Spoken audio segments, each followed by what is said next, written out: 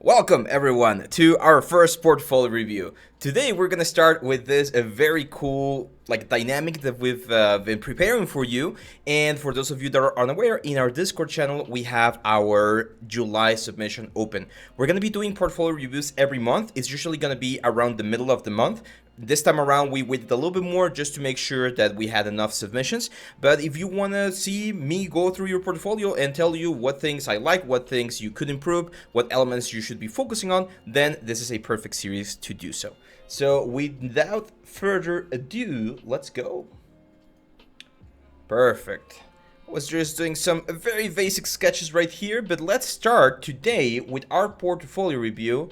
And the first submission is by Damian Cortez. Damian Cortez from Winnipeg, Canada. Cool.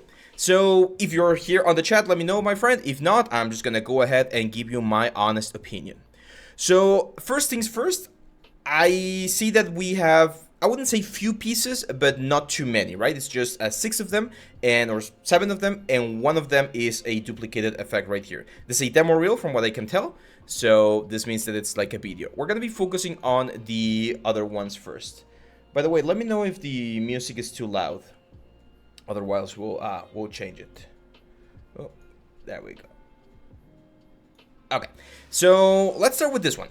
This is a cool one. I always have a very specific opinion about single pieces. Single pieces are good to get likes, to get interactions, to let people know that you're doing 3D, but they're usually not that good as a portfolio piece. And the reason is single pieces usually are relatively easy to make. So I'm not sure how long it took you to do this crystal right here, which looks very good. But the way you can make this even more impressive is why not do a full cave of crystals, right? Like a lot of different crystals that are gonna give you something a lot more interesting. So that would be my advice for single elements. Be very careful with single elements because things like this, like getting shader tests, just very basic exercises or tutorials, they're not ideal for your portfolio, for your ArtStation portfolio, but they're perfectly fine to be sharing in Facebook and Twitter, Instagram, whatever. This one right here, I mean, it looks good. It's a nice shader. The samples are definitely a little bit low because we can see the little noise on the highlights of the element, and the size of the sky does not match the size of the what's the word, of the waves. It looks a little bit big, I think, or the waves look a little bit big, especially up here. You would expect them to be a little bit less intense as we go further back into perspective. Now this one's a little bit better because this one, as you can see, looks more like a finished concept piece or 3D piece. I can see that you were using an illustration, which is great. SpeedTree, 3D Studio Max, V-Ray. In general, I like this tree. I think the tree, the mushrooms, they look very, very nice. The one thing, see, this is very interesting, and it happens quite frequently when we're reviewing portfolios. When we're artists and when we're starting, not even starting, every single artist. Oh, thank you for the follow, my friend. But when we're doing portfolios, we sometimes try to add more stuff to make it more interesting, and sometimes less is more. This picture right here, this render, it's perfect. Just leave it like this. You don't need to add anything else, because when you add all of this post-production, birds, flowers, mountains, clouds, the lens layer on top, you change the color gradient, I personally feel like it cheapens out the whole thing. So if you want to do this, you should try to do it in the 3D software. So with 3D clouds, 3D mountains, 3D flowers, everything. So it makes it looks like a scene. Because again, this one right here, it looks like a really nice postcard or something. It's really, really cool, and it shows that you can use a picture, which is great. So I personally would just remove these two ones right here and just keep this one. Again, it's very clean. Maybe a little bit of clouds here and there, but that's it. Don't overdo it, because I do feel sometimes we make things way too complicated for ourselves. This is a great network, by the way. Really clean, nice, and yeah, the shape of the tree is very, very funny, very nice. So, oh, okay. I see what you did. Now it makes more sense. Now it makes sense that we are doing all of the extra things because you wanted to copy the concept art. Again, I think you nailed the tree. I think the tree really, you really captured the essence of the tree. But if you really want to make this the concept, do the mountains in 3D. even if they're just planes, and place them all the way on the back so that the light from the scene really affects them. Same for the flowers right here. Like, I know if you can do the tree, you can easily do these flowers. So just do them, model them, texture them, and implement them on the scenes in a nicer way. There's a very nice trail of like petals going around. That could be particles that you could use inside of 3D Studio Max. But it's a good piece, that one. This one's cool. It's simple, but it's cool. I always like stuff that tells a story. And even though, again, this is a relatively simple, technically speaking, element, it still gives us something, like, interesting. The lighting is really good. I would like to, like, commend you on that. Yeah, it's just that this character is very simple. I'm not sure what to say. I mean, the textures look fine. The model's a little bit simple. We could have made it a little bit more complex. The trees are great. I can see you're having quite a bit of fun with SpeedTree, which is great. SpeedTree is a great software. And I think this cinematic shot's like very nice. Maya render, and final render without grain. Yeah, this is really good. I really like the style that you were able to capture. If we could make it a little bit more complex, that would be great. We gotta follow now. Okay, this one again.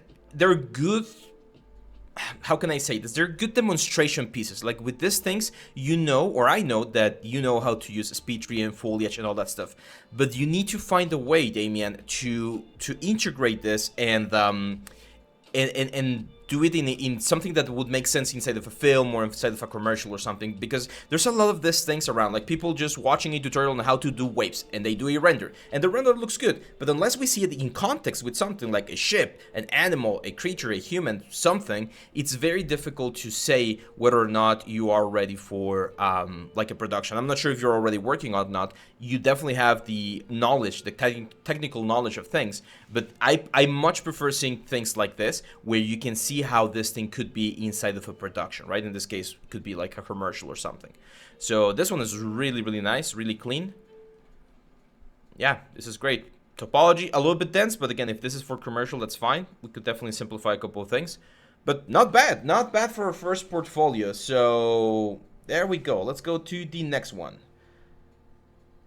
Our next portfolio comes from Argon Matt, and he says, I have organized my ArtStation profile into several categories. I would appreciate it if you could check the other stuff too, and see if you think there would be anything else beneficial to include.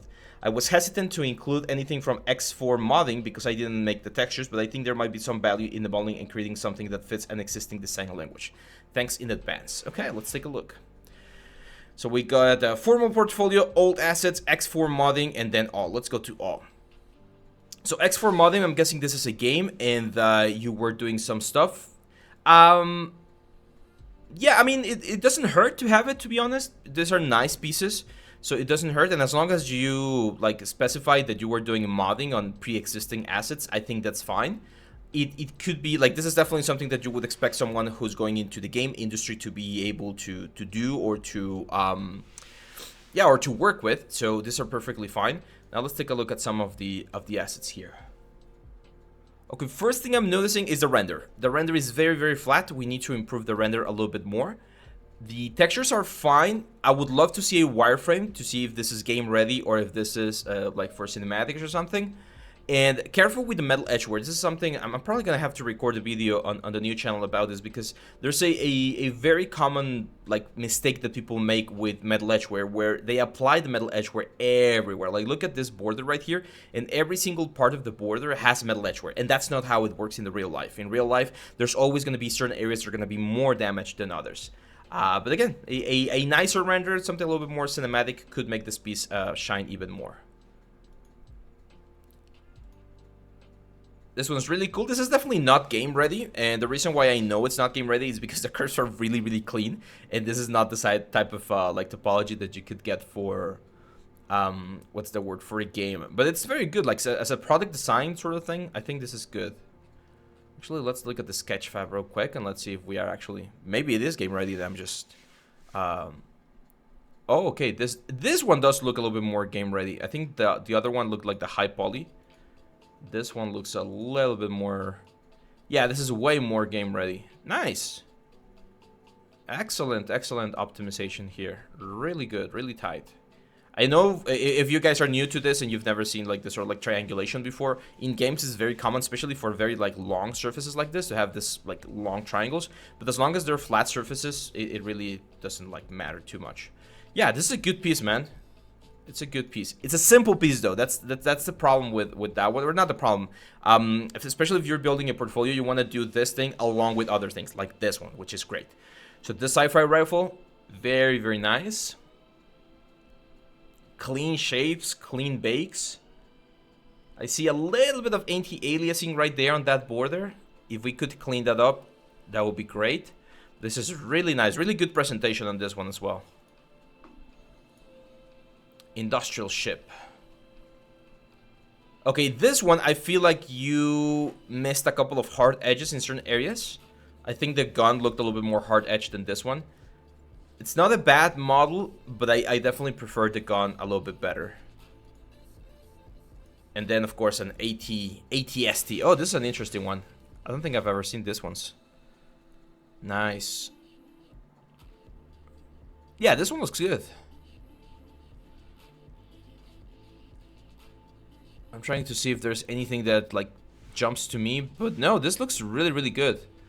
I do feel like you missed a couple of proportions on the concept. This one looks a little bit taller than yours. Yours looks a little bit like shorter. Not too much, but just a little bit. That's the reference. That's great. I don't think you need these renders. I think they might be hurting you a little bit more than they're helping you. And I'm going to tell you why they're hurting you. The reason is the scale. So the grass, we as humans, we have a like sense of scale of how tall grass is. And if you have this thing right here with this very tall grass, it makes the whole thing look smaller. I know there are very tall grasses out there, but it's important to always keep that in mind. So I would probably just like either make the grass a lot smaller, make the guy a lot bigger, or just like get rid of those ones right there. Let's take a look at the wireframe.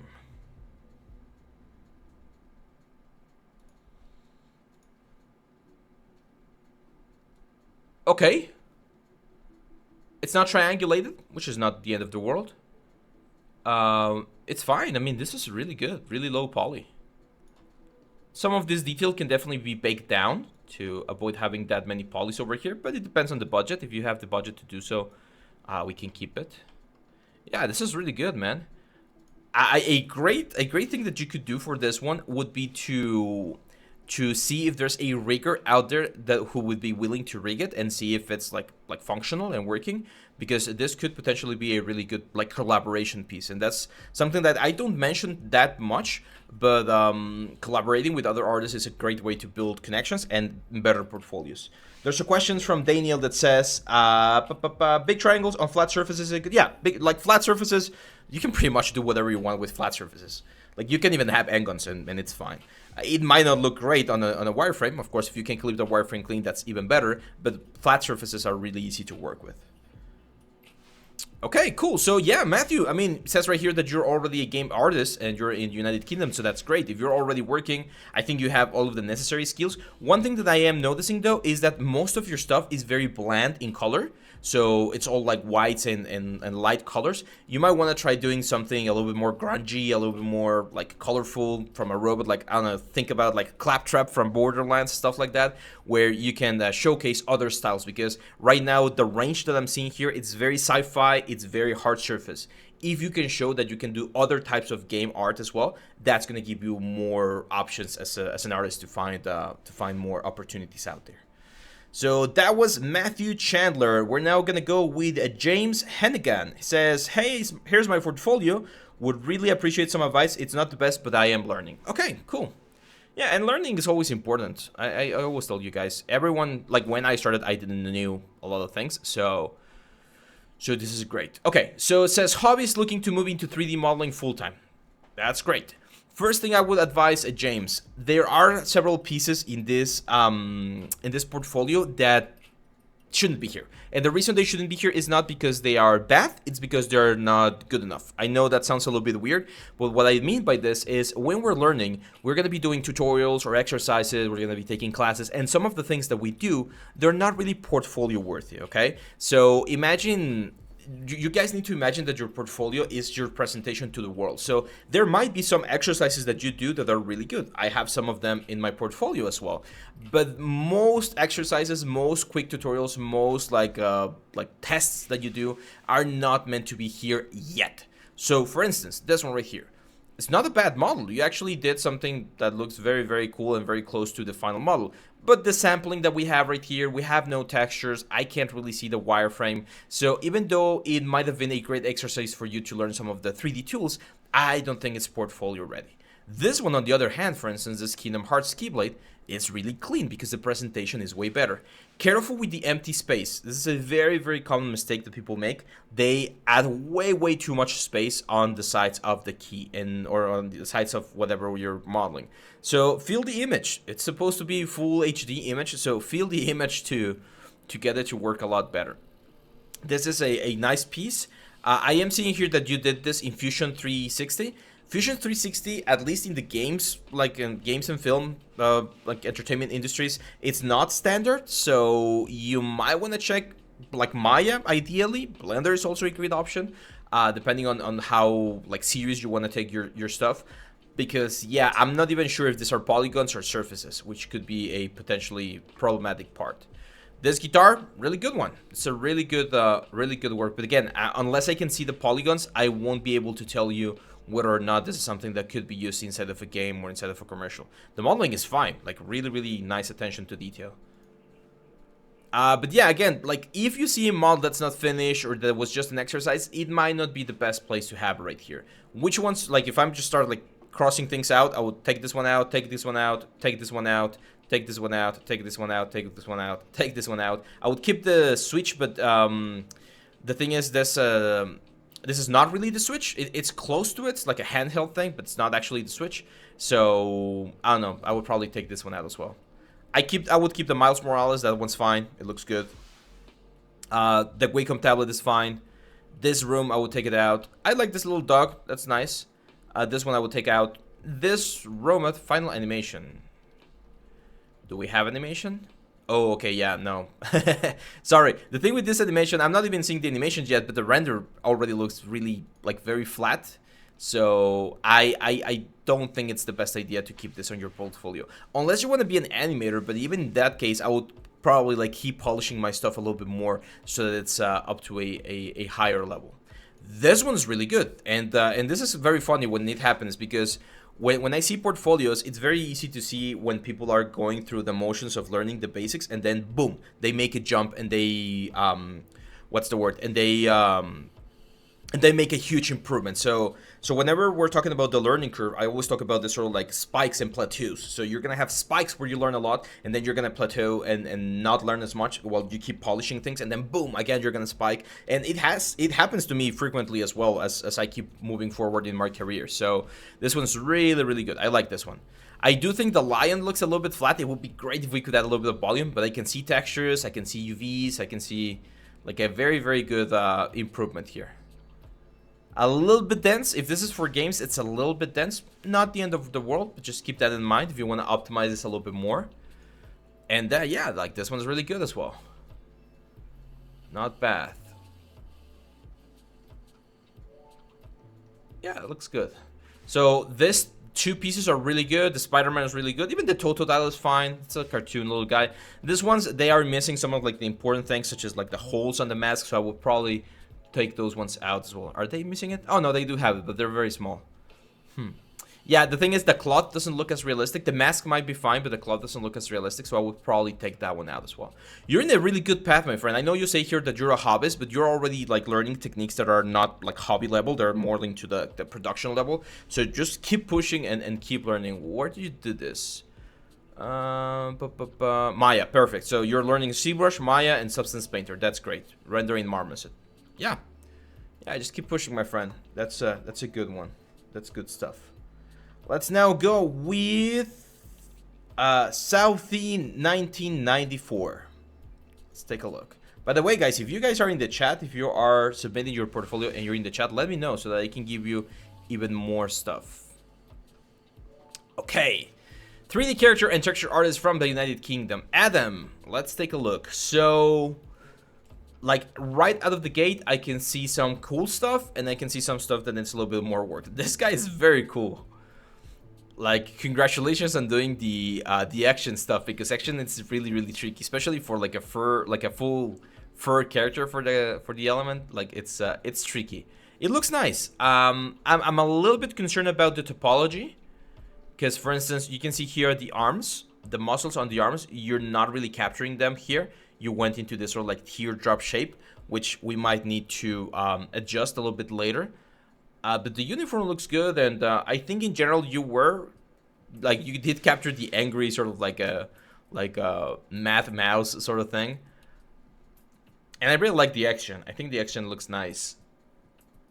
But yeah, there's definitely some issues on the proportions as well. So this would be one of those characters that if I had to rig it, I can see that you like tried to rig it. Oh, you did rig it. Wow. Yeah, because again, topology could definitely be improved. Remember that whenever we're talking about topology with the character, we need to be very mindful of where the loops are and how many loops we add. So for instance, here he has very little loops on the arms. So if we try to bend the arms to do this sort of like movement, it will be very very difficult. We will get a lot of pinching. I can also see that there's some issues with the UVs. Look at this. So one of the things that you always need to look for in UVs is to make sure that the resolution or the density of the UVs is exactly the same across the whole surface. So I can see that we have a lot of resolution here on the ears and on the hands, but not too much on the chest. That's something that definitely needs to be fixed. I mean, UDIMs are fine, but again, like, try to scale them properly so that you don't have way too much geometry in something. Now, having this many geometries for a single mouse might be a little bit too much, but it's a good project. I like it. I think it's a good project.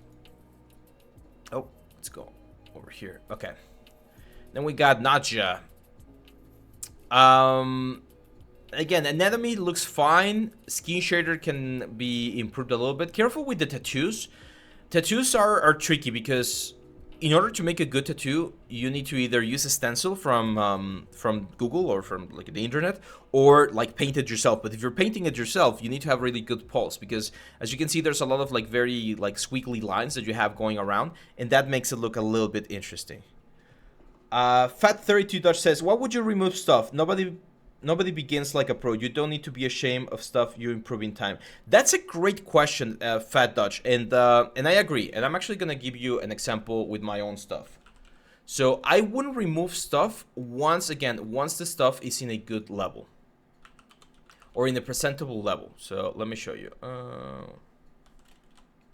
So I have some stuff in my portfolio. I actually have some stuff in my portfolio that's not published yet. Where is it? There we go.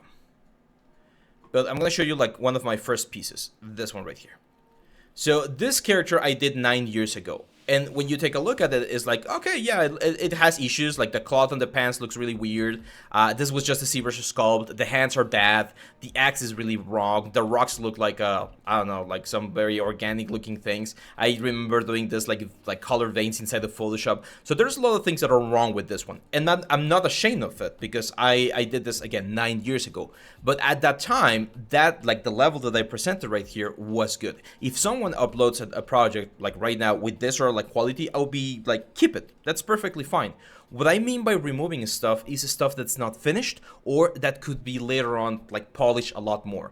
And the reason why it hurts your portfolio is not really because of the element itself. It's because, especially recruiters, they use your portfolio to try to understand who you are as an artist. And if they see a lot of incomplete work or unfinished work in your project or in your portfolio, they might get the impression that you don't finish stuff. So it's kind of like the sort of like the presentation letter. It's not like again, it's not a mandatory rule that you need to take things away, but I feel like it's better if your portfolio has fewer things that are really good or that shows that you're starting and learning and trying to present things in the best possible light than just uploading things that you did like on an exercise or following a tutorial or something like that.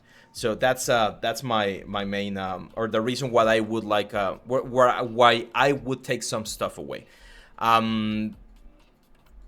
Again, your mileage might vary, because there might be someone that sees like unfinished stuff or simple stuff and be like, hey, I need someone to help me with something like that, and there you go, you got the client.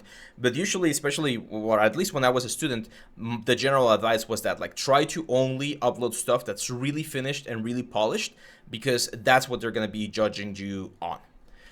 So this one, I can see, I think this is fiber mesh. It's probably fiber mesh. If it's action, oh, this section, it's not as great. This section, I think it's very like CG, so it doesn't look as great. And face anatomy also has some issues. I would not take this one out. This is similar to what we were just talking about. Like, I would probably keep that one because it shows your progress going from like a cartoon character to a human character. But we need to start seeing more advanced stuff later on. So for instance, this Namor or Namor right here. Anatomy is improving. Proportions are fine. Textures need a lot of work, especially like the face right here. They definitely need a little bit more work. I can see you're using fiber shop, which means that these are hair cards. Be very careful with the blending of hair cards, especially right here, because you need to break it down a little bit more. I do feel like some anatomy things also need to be improved on this character. And anatomy is hard, my friends. I'm not denying that. Anatomy is one of those things that you definitely need to invest a little bit more time onto it. Like here's a perfect example again of what we were mentioning. Adam like uploads this work in progress into his portfolio. I was told, and that's what I've been doing, not to upload works in progress as portfolio pieces. Upload them as part of the breakdown of the project, but not as a single portfolio piece. So I believe, Adam, you might benefit a little bit more from removing this one right here. And if you want to add this sort of like captures to show people your process, add them on this one, like on the lower sections after you finish like showing the renders. This is where you would be able to showcase everything else. Very common mistake right here, my friend. Very, very common mistake. And this is something that recruiters are going to see and they're going to be like, nope, he needs to improve this. You shouldn't have two different densities of polygons on your character. I can see a huge density here on the face, and then a super low density here on the cloth, and then again a huge density here on the emblem. That's not how you should do it. Everything should be uniform. So this topology right here, this would be like a complete no-no. And sorry if I'm being a little bit too harsh. I told myself that I was gonna try to give you guys more like specific things that you're gonna be facing in production. So if one of my artists came to me and showed me this, I'll be like, no, either push the cloth higher so that it matches the face, or bring the face lower. But things should be very uniform in regards to their density, because you're wasting too many polygons, for instance, here on the emblem, and I would rather you use those polygons on the fingers, on the chest, and other areas, so that the whole character would like move a little bit better. I understand what you did. You separated the face into another geometry, and that's fine. You can keep them as separate geometries, but they need to be similar in density, okay? Because otherwise what's going to happen is, if you have a cinematic in-game, the character is going to look super, super cool on the face, but then it's going to look really bad over here. Also, careful with the loops that you have here. I'm not seeing like all of the normal loops that we normally use for animation. So this fangs right here would probably be a little bit problematic, especially if you want to move them. The Lego characters are fine. I mean, they're fun, they're small, simple to do.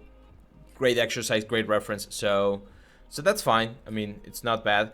But I can see that you want to be a character artist, and I feel like we need to practice faces more and rendering as well. I'm actually working on a course right now, so it's going to be available hopefully by the end of next week if I'm able to finish it. And we cover a lot of anatomy and a lot of like, it's a stylized character, but we cover a lot of like the important things. So that might be a good starting point, because I can see that you have the technical knowledge, like you understand the process of high poly, low poly, bakes and stuff like that, but there's still things that need to be fixed to really bring your portfolio to the next level. Okay, so that was Adam. Let's see, do we got any questions on this? Will be 1 hour stream? No, not sure. We can go a little bit longer. I'm just gonna keep going on the portfolios, and if we finish, I might show you a trick to, like, I might pick one of the portfolios and just show you how I would improve a piece, probably. Yeah, Sarn is saying this. Human resources, the recruiters, they usually just spend 5 or 10 seconds on your portfolio and then they just move on. There's hundreds of like applications, especially if you want to go work on a very big industry. So you need your portfolio to be really like really caught their attention really quickly. We're now gonna go with Nakul Wanhidi. Let's take a look. Yeah, so this is what I mean. If you take a look at Nakul right here, you can see all of the 10 pieces that we have or that we see, they look like finished pieces. I'm not saying that all of them are like perfectly fine. We're gonna be going over the review right now, but all of them look like finished pieces. I'm not seeing any clay renders. I'm not seeing any like wrong information or just like works in progress or anything. It's just like finished pieces. So this one's perfect. Architectural visualization is great. Just be careful with the size of the textures in this one. For instance, the wood on this one and on the table, it looks a little bit big on the grain. Models are fine, and the light is way too overexposed. How do I know that the light is overexposed? Because I take a look at this lamp right here, I take a look at the picture right here, and the whites of the picture are really, really, really intense. Also, make sure to always add at least a little bit of a description to your stuff, my friends, because I don't know what software you use for this one. If you tell me you did this on like a cell phone or something, then I will be impressed. But if you tell me you did this in Maya, I'll be like, yeah, this could definitely be improved. So that's for that one. Chromastone, completely done in Blender. Okay, so it's probably Blender on the other one. This is the kind of stuff, again, it looks like a finished piece, but once you look into it, you realize it's a very low poly character. So it looks cool. I think this is something that you could share again on Facebook or Instagram, stuff like that, but it's not a piece that I would consider like portfolio worthy.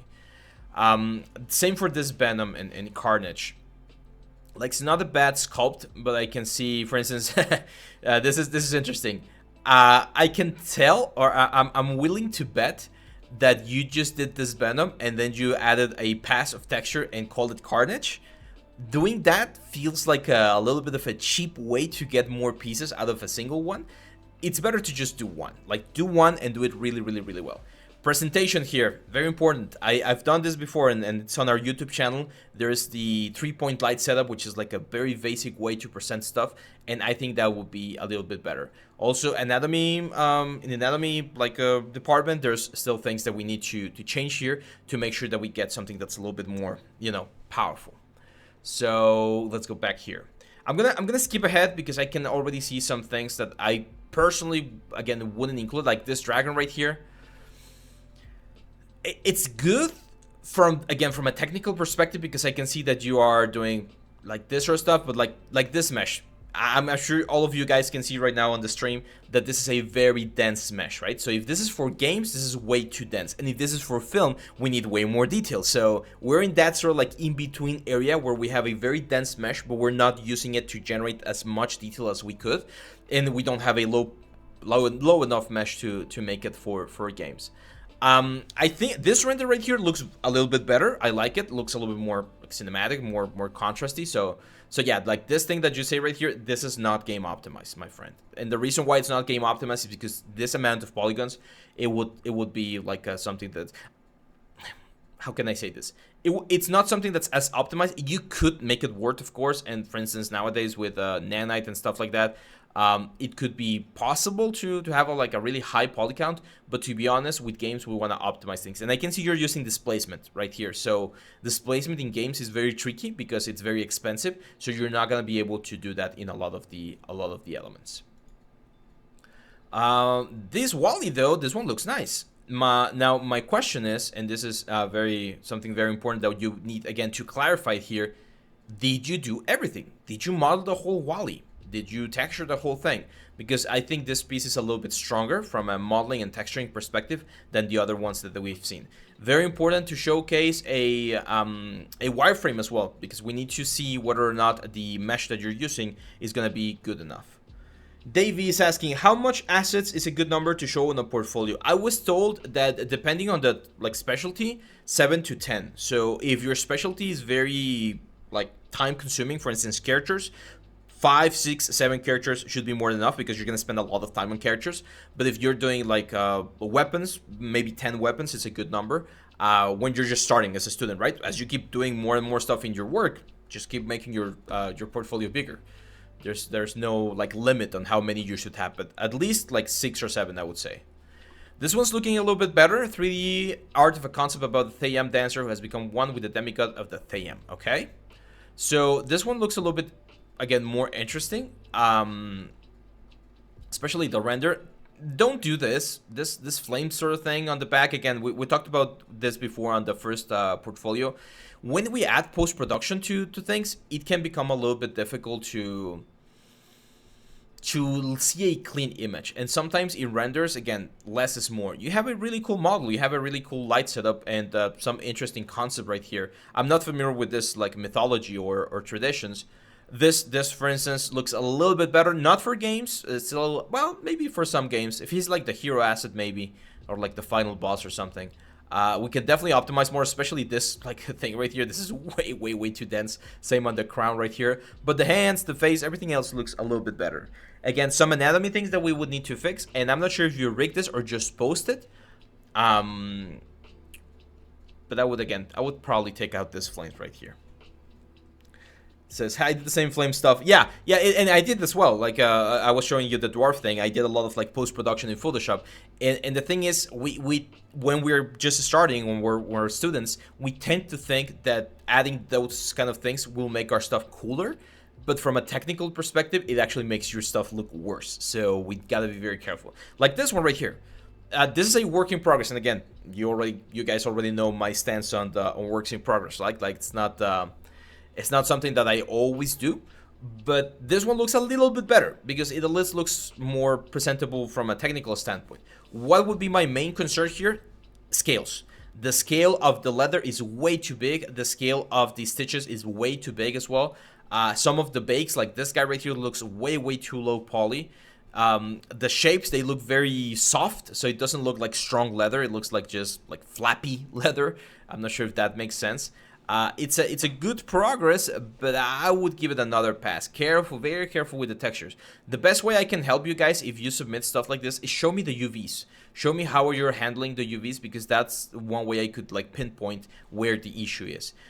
This is way too dense. Like there's a lot of props here that are not properly optimized. A character like this, like a full character with the body and everything, at the most would be something like 100k triangles, and I can guarantee that this is already very close to that number. So we need to optimize this even more, like way more. Oh, give me just 1 second. Okay. So yeah, that will be for this one, my friends. So Nakul, I think you have good pieces. If I had to like do a little bit of cleanup here in the portfolio, I would probably take like the dragon out, this guy out, the venom out, maybe this one, and just keep the characters like 1, 2, 3, 4, 5, and keep building on top of that, because it does seem like you have the understanding of what you're doing, but again, there's not a lot of information. So add information. Let us know what you know. What softwares are you using? How many years of experience do you have? Because if you tell me, hey, I did this in 2 months, I'll be like, damn, that's impressive. That's really cool. If you tell me I've been working on this for a year, that's a little bit more manageable, more expected. If you've been doing this for 10 years, then we need to start looking at some like specific points to improve your stuff even more. So add information, guys. Don't be afraid to tell people about who you are and what you're doing. Let's see. That was Nakul. Now we're gonna go with Gursimran Singh from India. There we go. Okay, cool. So very similar to what we just mentioned. We got some really nice final pieces, and then we got some works in progress. Let's start from the very first one, wooden armor. This one is fine. I like this one. It's a simple one. It's a stylized sort of stuff. It looks like a game-ready asset. We do have a marmoset viewer. If you can add marmoset viewers or sketchpad viewers, that's always good, because if you catch the attention of someone and they can analyze your stuff even further, that's always a good idea. Yeah, this is nice. This is really nice. I am a little bit okay. Careful here. Careful here. Look at this. This is a no-no. Okay, that's something that we should avoid. We have an area where we can see inside of the character. So how do we avoid this? How can we like fix this? Easiest way is just grab this edge loop and extrude it, even if there's a little bit of overlap towards this center, so that we have a flat plane right there. Because that thing right there in the game could look really wrong, because we're gonna be able to see that that's thin, and we don't want to break the illusion of things inside of the game. So I think that's just one piece that you miss. Careful with the metal edgeware as well. I've mentioned this before. We don't want to have a metal edgeware like uniform across every single edge. But yeah, this looks like a cool character. I'm a little bit concerned about how we would rig this. I would probably change this cylinder right here for a ball, like sphere, so that we could have like a ball socket and we could move it and not deform it as much. Same thing like here on the shoulders, I would probably add something right there. I'm not sure if this is your own concept, but if it was, again, I would probably just replace some elements with like ball and socket joints so that he could like animate a little bit better. But this is a cool character. I like it. I know, and that was 4 years ago, so that's good. Let's go to this one right here. So this one's a really good high poly. I'm wondering if you were able to bake this. I don't think you did. It says that you did everything in CModeler. So this is the kind of stuff that if you want to present it, try to present it with the best possible light. A clay render is a sure way to generate something that looks very nice and allows us to generate a good effect. Ev just says, every asset that is good, I think. Yeah, I mean, if you have as many good... If you're doing character art and you have... Well, actually, here's my opinion, Evna. Let's say you're a character artist, and let's say you do one character every month for a year. So at the end of the year, you have 12 characters, right? From those 12 characters, I can guarantee that we can rank them from the best to the worst. And probably the 2 bottom ones or the 3 bottom ones on that list might not be as good. If they are good, go for it. But you gotta be very objective with yourself and be like, you know what? This is not good. Like, this is not good enough for my stuff. And I'm not gonna include it. So it's a little bit, what's the word? It's definitely a little bit hard for you as an artist to see a piece, like a finished piece, and be like, I'm not going to include it on my portfolio, because you know that that piece represents work that you did on it, right? But it will keep your portfolio even better. The best comparison I can give this, or I can use right now, is singers, right? People that are bands. They will record a lot of songs. They will have a lot of songs, and they might have a special attachment to some songs. But if the song's not good, it doesn't matter how much you feel attached to that song. You gotta let it go, because otherwise it will bring all of the other ones down. So it's not possible for someone to produce perfect pieces all the time, and we need to be very mindful of that and not include things that are not up to the level. So yeah, let me see if I'm missing any. No, I don't think I'm missing any chat. If you guys have questions or opinions, if you see something that you like on the portfolios, also let me know in the chat. And if you're not following right now, help us get to the goal, 240. We're really close. So this bedroom right here is really good, really good. Architectural visualization, my friends, it's a very well-paid career as well. In my years as an artist, I've done several renders for buildings and parks and rooms and things like that. And sometimes they pay even more than game art. So if you know how to deliver this sort of stuff, it's also a great way to do it. And the cool thing about this is you don't even need to model everything. There's a lot of assets available online that you can use. So yeah, this is really good. Now, if we go to the newer 3D stuff, like this guy right here. Wait, where's the music? Give me 1 second. There we go. So this guy right here still needs a little bit more work. Topology is very dense. This is way too dense for a character. And again, anatomy on the face looks a little bit wonky. So rigging this will be definitely a little bit difficult. I would probably recommend taking this one out of the portfolio for now and wait until you can finish it or optimize it a little bit further so that it can look as good as everything else that you have right here. And this one, I've seen this before. I think this is a tutorial. I'm not sure who does the tutorial, but the bakes look good. Very important thing. If you already have the texture thing, my friend, the texture thing should be on top of the render or on the top of the portfolio. So this picture right here, this one should be the one that you have at the very front of the effect. Here, I'm gonna show you something, guys. This is a little bit of a sneak peek. So here on my portfolio, these are all of the pieces that I have, but not all of them are published. So for instance, let's go to this one right here. So on the lion, I got all of these pieces ready, and I'm gonna make sure that the thumbnail of this mechanical lion is the best piece that showcases the whole thing. Then I have other elements, but imagine if I did this one as the thumbnail, the leg, people are not gonna click on it because it's not appealing enough. So you always need to make sure that when you're preparing your portfolio, you have the best pieces available as the first one. Like that should be the one that catches the attention of people, and from there you can move on onto the next, like the other pieces. Evna says, hey, I heard that like clean textures are hard to make look good. What's the trick to make it look convincing? Is it subtle roughness, albedo changes on yeah, like subtle roughness, that's the kind of stuff that you wanna try to capture. And yeah, Andy, this is like the backstage of my portfolio. Again, I got like a lot of pieces that I haven't published yet, but I'll be releasing them soon. Let's see. Oh, we got another question here. Daniel says, I have a question.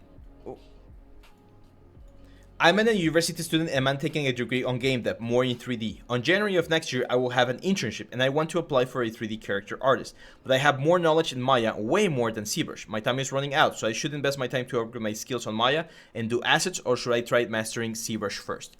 That's a great question. P.S. It's a medium-sized company and they're accepting way more 3D environment and asset artists. Yeah, so character artists, as I've said before, they're like the lead singers in a band, right? So usually there's only one lead singer, but you're gonna have one or two guitarists, one bass player, one like maybe like a keyboard, or like the drums, of course. So unfortunately, character artists are the ones, or not unfortunately, character artists are the ones that usually get like the fame. They're like the rock stars because those are the ones that you see the most. When you think about God of War, you don't think about the environment as much, even though it's super important. Even more important than Kratos itself. But you think about God of War and you think about Kratos, right? You think about Legend of Zelda and you think about Link. You think about, I don't know, Borderlands, and you think about the main characters. But there's so much more stuff that's made in the environments, assets, and things like that. I'm of the idea, and that's why we started this new brand, I'm of the idea that you should do what you feel passionate about. Otherwise, you're just going to be miserable and you're going to feel horrible about yourself. So if you really want to be a character artist, start learning character art right now. Anatomy, like marvelous designer, things like that, so that you can start like pursuing that career. However, I know it's important to have a livelihood, like make a living, right, out of 3D art. So if you're really good at assets right now, one thing that you could do is get a job as a 3D environment artist, and on the side start learning character art, so that when you're ready, you make the jump onto the next stage. I think that would be my my advice for you, Daniel. Again, I'm gonna be releasing a ZBrush course. It's actually a basic ZBrush course in the next couple of weeks. Hopefully next week. I'm really working hard to get it ready for next week, and we're gonna be doing a lot of character art. So that one might be useful for you. Stay tuned on the Discord. Okay, so yeah, so that was a Gursimran. Let's now go with Mikael.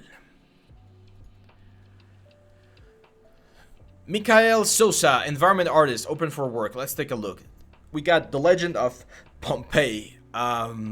Okay, so the first thing I'm seeing right here, my friend, is that the composition, it's not great. It's not horrible, and it's not bad, but it's there's several assets that I would like rather see as a separate asset than see the whole composition right now, because I don't think the composition is working. So I would like to know, did you do this this like a cushion right here, this sofa? Did you do the pillars? Did you do this lamps? Or were there assets that you got and just created this environment inside of Unreal? Because I can see that you're trying to reuse a lot of stuff to make a whole environment, but an environment artist not only is responsible of big environments, it's also responsible of individual pieces. So if you can showcase individual pieces, you're gonna be able to, again, to show that you know the stuff. As an environment artist, you also need to show that you know how to do tileable textures. I don't see a lot of tileable textures right here. You need to show that you can do trim sheets. I don't see a lot of trim sheets in this scene right here either. And optimization in general. I like the volcano stuff on the back though. That's fun. But yeah, like I feel like this sort of stuff, it's not really like showing your full potential right here. Also, again, I'm not seeing what softwares you're using. It's very important to showcase what the softwares are. So that simulation is fine if you're doing a simulation, but what is this? Is this like Unreal? Is this Unity? We need to know what that is. Inspired by Lucky Luciano and the Art Deco style. Again, in this scene, I think you have some assets that have potential, like the phone, like the gun, maybe the chair, but other assets, they don't look as good, and they could very well be a more like powerful like scene. I'm gonna show you a friend of mine because I don't want to be showing my portfolio all the time. So Ferdinand was a former classmate of mine, and look at this one right here. Like, he did this piece, what, 9 years ago, so similar to the time I did the dwarf. And I want you to pay attention to the attention to detail that he has on the assets. It's not a lot of assets, it's just a very like simple control panels. This is there. It's a lot of boxes. If you think about this, it's a lot of boxes.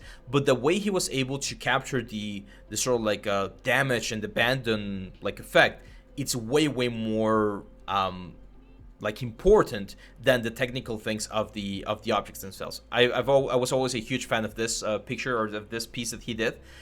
This is not for games, so things are not like super optimized, but you can see the attention, again, the attention to detail, to the camera, to the hat, to the lamp, to the hand. So that's the kind of attention to detail that you need to have on your own pieces. So this phone right here could definitely be improved. I think the box right there looks really good. But the phone definitely needs a little bit more work. The gun needs a little bit more work.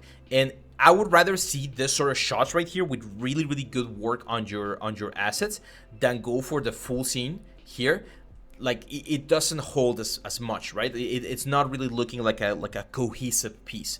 So I would strongly recommend that we go for specific props and show those props in a way better effect. Because I can see that the resolution that you're using here for the back of the wall, it's not great. The grunge map on the wall is very noisy. So those are the kind of stuff. The render also not helping you as much. And it will be very important to see, again, what softwares are you using? Because if you tell me I'm using Blender, I can show you some techniques from Blender. If you're telling me I'm using Unreal, I can show you or point you towards some elements that are going to be using Unreal. So be very mindful of including more information about your pieces. Cool. So that was Mikhail Sosa. Here's another thing, Mikhail, because this is very important. Okay, there is a little bit of information here. Yeah, so this thing right here included like your reel. Your reel should be on your stuff as well. What do we have here on your reel? Okay, it's Pompeii and like there's other pieces here in your reel that we're not seeing. So another thing you could do, especially if you have several assets, Mikhail, is try to create individual like elements here on your portfolio to showcase those assets. Because right now, seeing just two of these elements, it's also a little bit detrimental to the whole portfolio. Cool. We're now gonna go with a Brelin Greatbeard, also known as Dan Bilsma. Dan Bilsma. There we go. So he is from Amsterdam, Netherlands, and he left a little message. He says, or on the profile it says, 3D artist with 15 years of hobbyist and semi-professional experience. That sounds like a lot, but I'm not nearly where I could or want to be in terms of artistic skills. Despite always being critical of my own work, I would consider myself well versed in 3D modeling, high resolution sculpting, and texture creation. Let's take a look. Yeah, so this looks fine. This looks like enough pieces for a nice portfolio, well presented pieces, and now let's go into the specifics. So various personal game assets. We got 1, 2, 3, 4, 5, 6, 7, 8, 9. Best advice I can give you here, Dan, do one render with all of the assets in a single picture. Like, even if they're not like in a scene, just having like the books on top of this thing, the shelf on the back, again, so that the thumbnail on this piece, instead of being just a sofa, could be like all of the collection of pieces that you do. I think that could be very work very well for you. Personal characters. There's a little guard right here. There's like a, is it like a thief or like a worker, the horse. They're a little bit too dark. Some of these renders are a little bit too dark, like this one's right here. I would change the light setup a little bit so that you have a little bit more light. But it's a nice, these are nice characters. I would be curious to see if they are properly retopologized as well, so to see if they're ready for animation, because they're not bad characters. They could, like, I could see them on a little like a funny short or like a commercial or something. This is really good. I think I've seen this before. I'm not sure if again if this is a tutorial. Nice optimization. This is great. Nice textures, nice color. Yeah, like the axe is perfectly like appropriate for any level. We actually have I just recently did an introduction to Blender sculpting, so if you guys want to learn a little bit about this sort of like stylized stuff, you can check the YouTube channel, and it's right there. It's like a 1-hour class where I guide you through the whole process. This blunderbuss really good as well. Again, do a thumbnail where you got like the blunderbuss and the axe like crossed together or something, so that the thumbnail here catches the attention a little bit more. I love this one. This is super fun. It totally looks like a corgi that you could see like in World of Warcraft or something. It's really, really good, man. I love this one. Let's take a look at the wireframe real quick. A little bit dense. I mean, it's not something that would kill a game, but it's a little bit dense. World of Warcraft goes all the way down to like, I don't know, 1,000 triangles only or something like that. So if you want to optimize this for games, oh, careful with this one. It's a really bad poly. I'm going to show you guys how to fix this one. Because we always get like topology questions. It's like, how would you solve something like this? So here's how you do it. So you should never have a point with more than like 5 like divisions. It's very common when you're doing topology. You're gonna have your typical like square topology. So that means a single vertex is sharing 4 sides. So 1, 2, 3, and 4. You might have every now and then what we call the star, which is something like this, where the flow of topology is going like this way, and there's another flow going this way, and there's another flow going this way. So a star is fine. Having one point with like 5 connections is fine sometimes, but one point with more than 6 connections, it's not ideal. And the reason why it's not ideal is because you could always simplify it a little bit better. So let me grab this color right here, and let's erase all of the edges here. And topology to me is always very fun because it's kind of like solving a puzzle, right? So immediately what I see here is this. That's it. that's the solution for that topology. Why? Because with that solution, this actually flows this way, this actually flows this way, and this actually flows that way.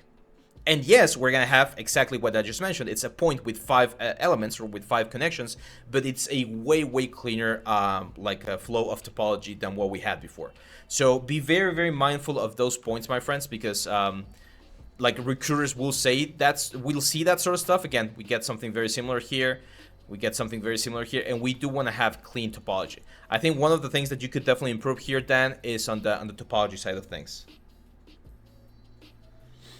Daniel saying he's waiting for the t-shirt. Yeah, we're gonna see how we can get you guys t-shirts all over the world. But if you're in Mexico, hit me up and I'll find a way to get one to you. Global game jam assets. Game jams are another great thing. Try to join game jams if you can, because you're gonna learn a lot. Very common thing again. Metal edgeware everywhere. Again, if we have some time today, I'll show you how to fix that, because it's a very common issue.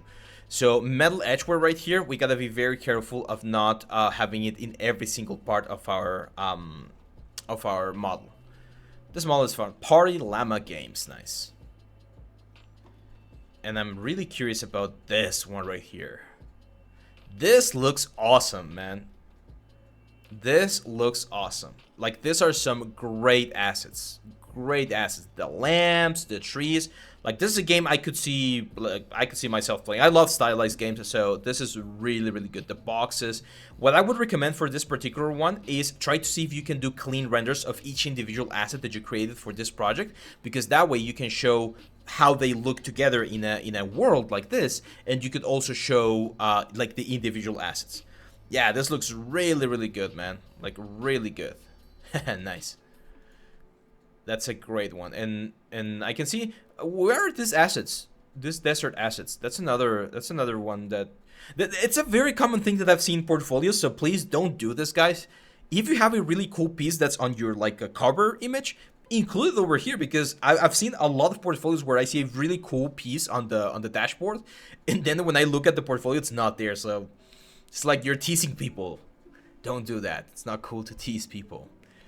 Yeah, nice scene. I like the trunk. The grass is fine. This is not something that you would do in a game because it's too many polygons. Like, the grass, it's definitely way too much. Same for the leaves. But it looks fun. It's a nice little piece, so I would definitely keep it. And finally, the little tank right here. So one of the things that I'm definitely seeing on your stuff, Dan, is that you have this like simplified style, right? Like you like this sort of like World of Warcraft simplified cartoony style, which is fine. I get this question very frequently. Oh, thank you, man, for the cheer. There you go. I get this question frequently. Is like, should I do realistic stuff if I like cartoon stuff, or should I do cartoon stuff if I like realistic stuff? No, you should do what you like doing. So no one's gonna judge Dan, for instance, if he cannot model a realistic dog, because we know he models really cute dogs like this. Oh, there you go, Daniel. Thank you for the bits. Thank you, my friend. So just make sure to do what you like, but specialize on that. So my advice for you, Dan, would be look for World of Warcraft pets concept. Because the corgi was a really cool one, right? But what if you try doing something a little bit more complex, like this little cat right here? And I know this is already in the game. You might find concepts of people doing like ideas that are not in the game, which is always better. But try to do something, you know, in your style, in your sort of like in your art direction that could feed into the game, and that's also going to be a good way to showcase that you know the process and everything else. The Hidden, what's up, my friend? Welcome back. So that was Dan. We're now gonna go with Michal Topolski. Says, hello guys, I'm new to the channel, would like to hear what you guys think about my portfolio. Any kind of advice and criticism is welcome. Let's open this. Also, I have a technical question in terms of retopology, specifically when you do it to make it most effective in your workflow. Like right after the blockout and then retopo and you continue details on subdiv, or you go dynamesh, serimesh to the end and then retopo for games or game ready, etc. I've been retopoing after blockout and then continue sculpting on subdiv and then bake on the same one level mesh. Yeah, that's perfectly fine. I normally do my retopo, like I normally do block out in ZBrush, remesher to get cleaner like loops and things, continue my sculpt, and then retopo, like proper animation retopo at the very end.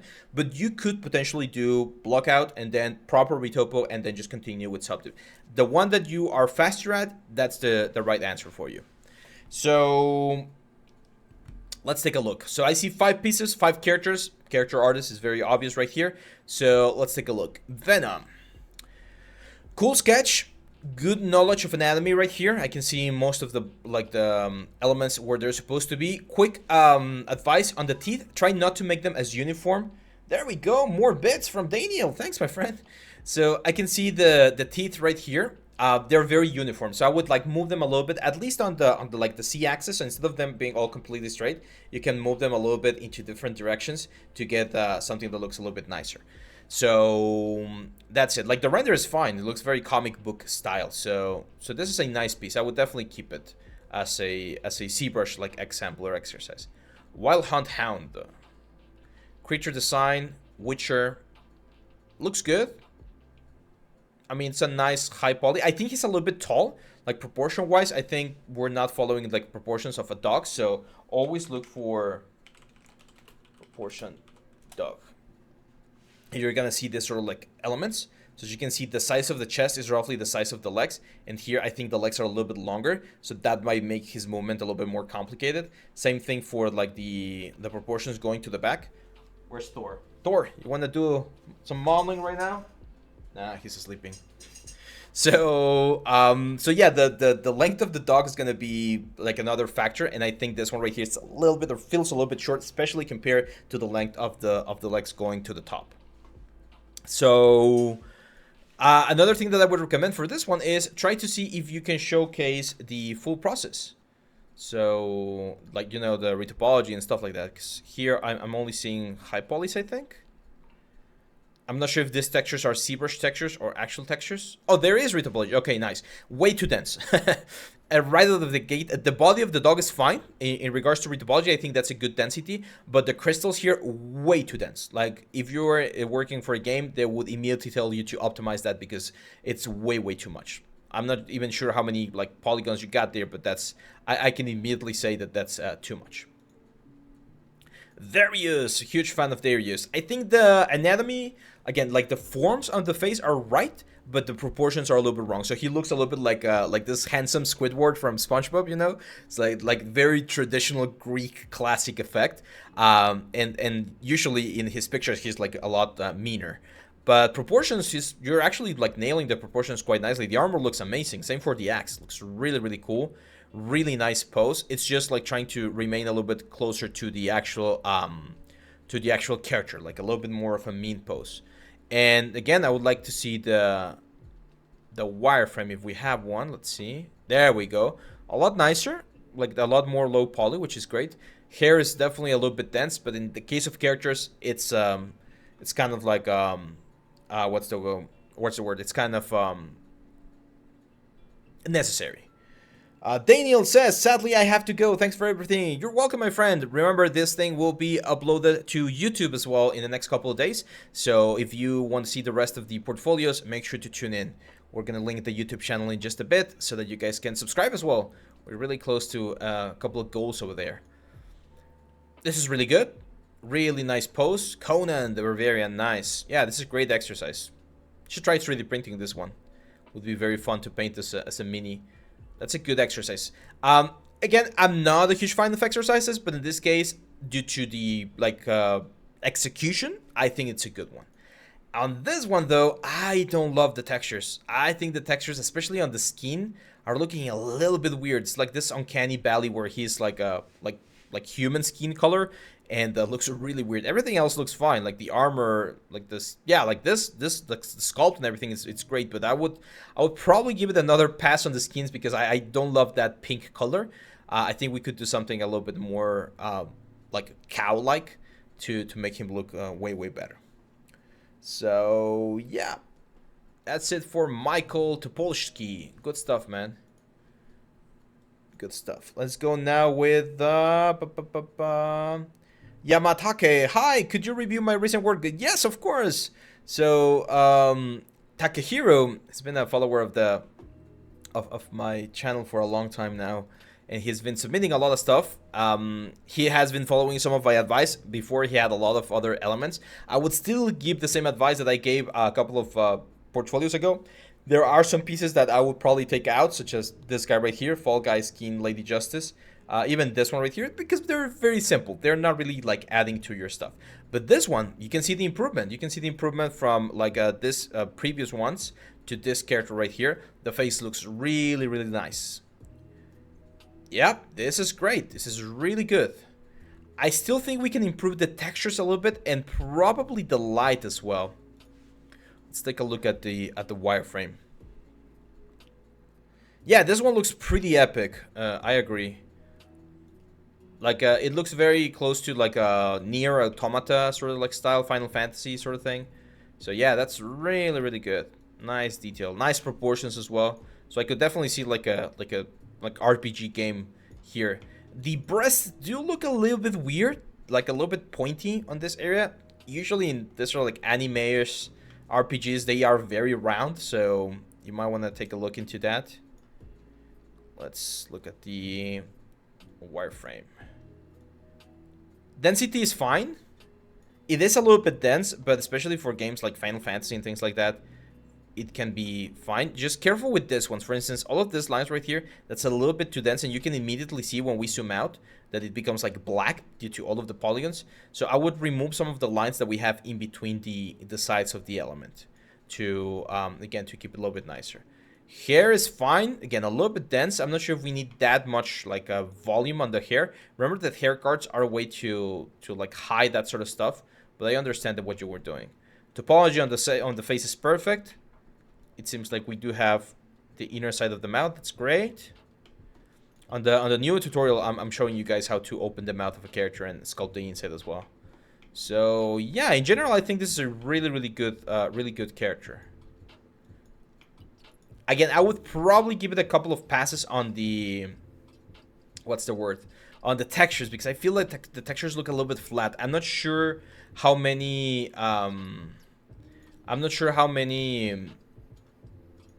materials you're using, UV checker.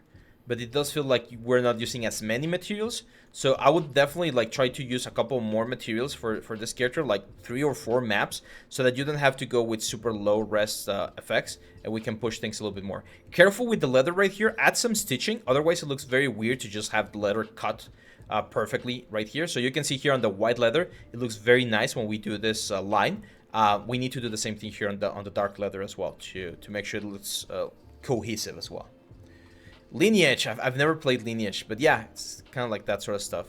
So yeah, good job, Takahiro. That's a nice improvement, my friend. I've been seeing your work for a time now, so I can definitely see how you're moving forward.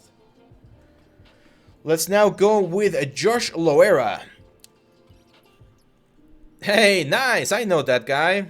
That's from one of my old Blender courses. We got a new Blender course, by the way. If you haven't seen it, it's a weapon course for Blender. So let's take a look. This little guy right here, Sochil, I'm not sure. I love the design. It's more of a design thing because from a technical perspective, it looks fine. Like this is the kind of stuff that you find in child's like series. I got a little girl. She's 2 years old and she likes to watch a lot of this sort of stuff. So yeah, Pumpkin Prince. This one looks interesting. Again, from a design perspective, okay, it's very cool that you're doing your own character. That's always very fun. But there's some anatomy concerns that I have here on the arms. The whole process is great. I mean, again, the fact that you can like go from an initial sketch all the way to this is really cool. But there are some anatomy concerns, and I can see it's part of your style. You got this very like I'm not sure how to say it. It's not stylized, but very very wavy anatomy stuff. So I would probably try to look at some artists that are doing some similar things. And this is always a what's the word? It's always a difficult thing for me to say, but I know there's like styles, like having an artistic style, but having an artistic style is not an excuse to ignore the rules, right? So, for instance, I am a huge fan of J. Scott Campbell. He does this pinup stuff. And he exaggerates anatomy, especially in girls, but also in male characters. He exaggerates anatomy quite a bit, like super stylized anatomy. But he follows the rules of how anatomy should be made to generate some very cool stuff. So if I look, for instance, for Spider-Man, you're going to see that his Spider-Man is very exaggerated as well, anatomy-wise. But even in this exaggeration, like this super sharp lines and super sharp corners, even in this exaggeration, it looks good. In this case, I feel like some of your anatomy needs a little bit more work to make it look a little bit better. You do have an art station. Let's see. Now I can see that you're more of a concept artist. I can see a lot of your concept stuff, which is great. Like some of this concept looks really nice. This is the glider I was mentioning. And I can see that even though I teach like the stylized effect here, you went and added your own stuff. Like I can see that the waist is very thin compared to what I did.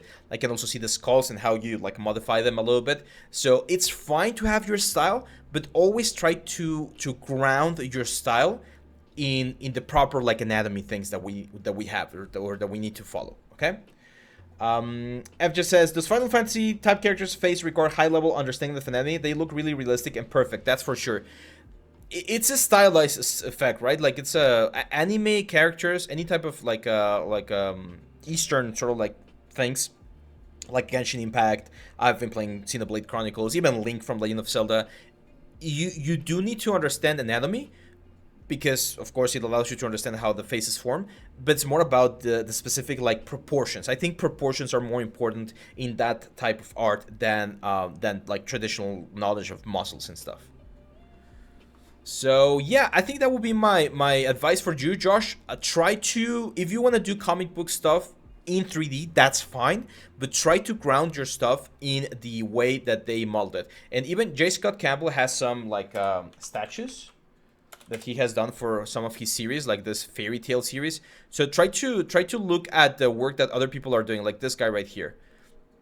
He did Captain Marvel based on like Scott Campbell's stuff, and look at how he manages the anatomy. Okay, so very stylized, very sharp angles, very round corners. You reference this sort of stuff for your own style so that you can like capture the essence that you're going for. I'm Your Pal says, regarding dense meshes, would it be okay to use them for concepts, like a silver sculpt rendered and composited in Photoshop to be presented as a concept for a portfolio? Yes, of course. One of my teachers, he doesn't have an art station anymore. Oh man, I forgot his name. Jared. He was one of my ZBrush teachers, Jared Krichevsky, and that's his specialty. He does ZBrush and uses it for concept. So he was the one responsible for the redesign of the Teenage Mutant Ninja Turtles back in like 2010, 2011 or something like that. And he's really, really cool. Really, really cool dude, really great teacher. And his stuff, like this things that you see here, these are not production ready models. He just does the concepts and then he presents them, and if they like the concepts, then they go through the full production pipeline so that they can use them in the movies. So he's been working on a lot of like creepy and scary movies. He did like the Annabelle things and stuff like that. You should follow him. He's really, really cool. In Instagram he's at Jared Krichevsky. That's his handle. So really, really cool guy, and he's a 3D concept artist. So he does 3D for concept art, which is really, really interesting. Cool. So that was a Josh. Let's see. Who do we have next? We have Hamza Nasser says, hello, Abraham. I'm a 3D modeler working at Ingenuity Productions, a leading production house that specializes in creating high-quality 3D animations and film. Please review my portfolio and suggest better for me. And one more suggestion is that how to get a job outside my country in the industry. Let's take a look. Okay, so my first advice would be get an ArtStation, my friend.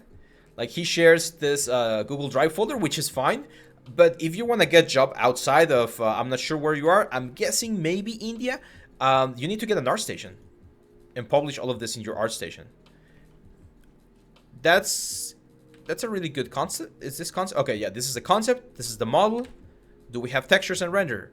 Okay, getting there. We are missing some of the colors. I can see that these colors are not exactly like that. It's not a bad model. It's not a bad environment. Let's see. That's a nice character. Very cartoonish. This is a kind of nice model. I probably wouldn't include it on my portfolio because you got some wobbly stuff over here that looks a little bit weird, and it looks just like the high poly. So we would need to see the low poly. Same for this one. We've talked about this before today.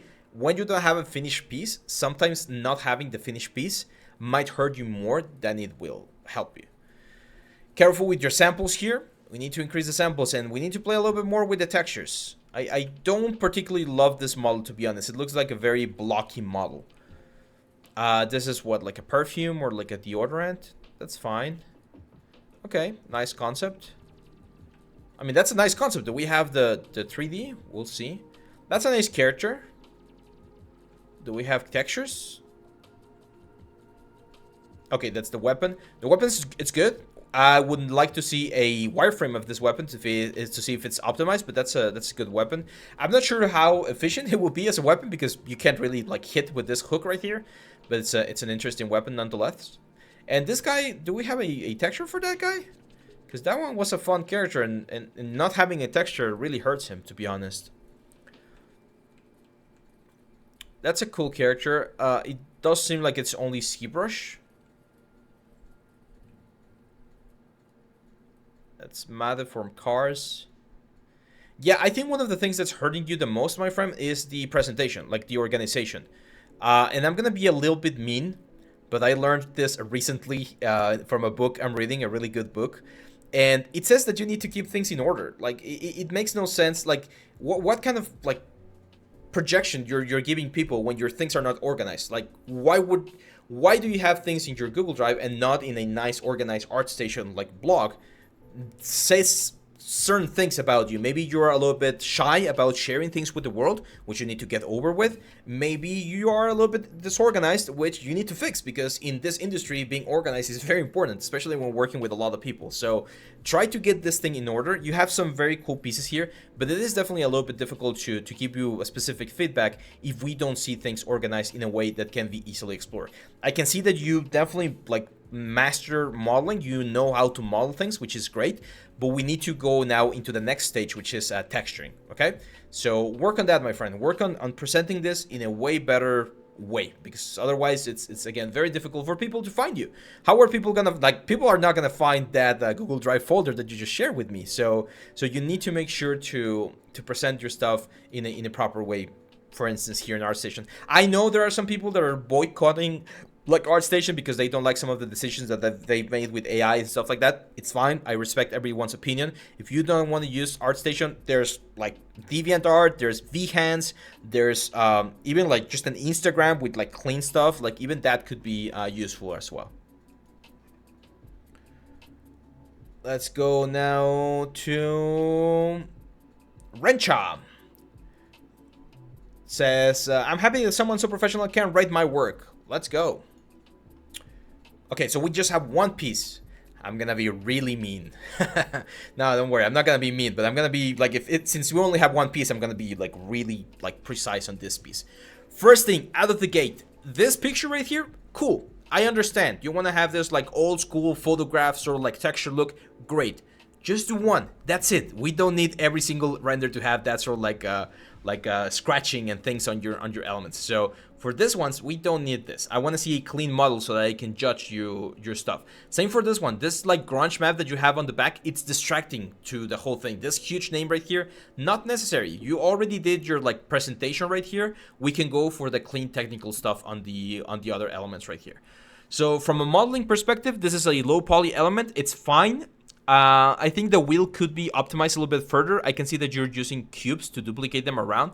That is going to increase your poly count quite a bit. Easier thing would be to do that and then bake that information into a normal map. I know you know how to do normal map bakes because otherwise you wouldn't be like doing this whole like bike right here. Careful with these springs right here. They're very thin. Usually in games we try to make things a little bit thicker than they usually are so that they can be seen, because otherwise we get a lot of anti-aliasing inside of the engines. So I would definitely like work a little bit on that one, on that thing as well. Yeah, other than that, things look good. It's important, if you're not gonna include a file that I can check to see what the poly count is, just include the name. I would rather have you remove this title right here because I already know that it's a Harley Davidson, and just add a little number there that says, I don't know, 50k triangles or something, so that we know how many triangles we have. Now, careful here as well. You have some triangulated areas and some like non-triangulated areas. So either triangulate everything or try to keep things clean. So this piece right here, you might want to untriangulate if possible. Another thing that would be important to see on this thing would be a UV map, because I don't see how the textures are being projected. But it's a good process. It says here that you use ZBrush. I'm not sure what you would use ZBrush for this particular element. That would be an important thing to add as well. Let me drink some water because I'm running out of, what's the word? I'm running out of saliva.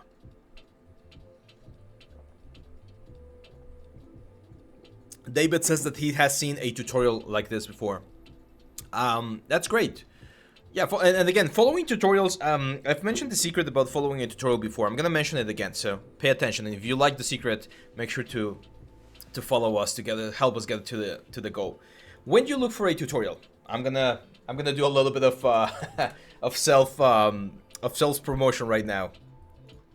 So let's say you guys go right now and get our tutorial on the axe modeling, which is this one right here. The problem with following a tutorial is that if you follow the tutorial, you're gonna get the same result as the instructor, the exact same result. And I already did it, right? So people can very easily find who the original artist is, and the credit is gonna go to me in this case because I was the original one who deciphered the concept art and figure out how to do it into a 3D piece. So what you do is you learn the tutorial, right? So you learn all of the steps that we have right here: high poly, low poly, UVs, bake, and texture. You learn the tutorial with this axe, you do the exercise, but then you go online and you go for World of Warcraft weapon concept, and you look for something that you like and apply that knowledge to another weapon, like this one right here. If you want to do another axe, fine, do this one right here. And all of the tools that I taught you in the tutorial, you're gonna use them to create your own weapon. That way, when you publish that piece, people are gonna see, oh, this guy has the skills to pick any concept and convert that concept into a game ready weapon. Not just because he followed the tutorial that taught him like every step of the way, but because he understands the process by following that tutorial. So anytime, I actually do that. When I want to learn something new, I go and look for a tutorial, of course, but then let's say the teacher is doing like grass, right? Like he's gonna teach me how to do grass instead of Blender. Instead of doing grass, I'm gonna try and see if I can do something similar to grass, like I don't know, wheat or rice, and I apply the things that I'm learning from the tutorial to my own thing, and then that's the kind of stuff that you share, because that's what's going to give you points. Otherwise, everyone's going to have the same axe and the same motorcycle by following a tutorial. I'm not saying that this was specifically a tutorial, but I'm just saying that that's something that happens very frequently with tutorials. And it's very easy to fall into that pit where you have like the same thing, like the donut from Blender, right? I've seen so many Blender donuts on portfolios. It's like, don't do that. Don't do the Blender donut as your portfolio. If you want to do that, find another pastry, like a cake or like a different type of donut or bread or something, and apply the same things that you learn with the donut on that different piece of bread so that it's a unique and original work. And that's way better for your portfolio. Evnat says, what are some concepts that aren't modelable? Whenever you have a concept that's not clear, I would say that's not like a good option. So let me say...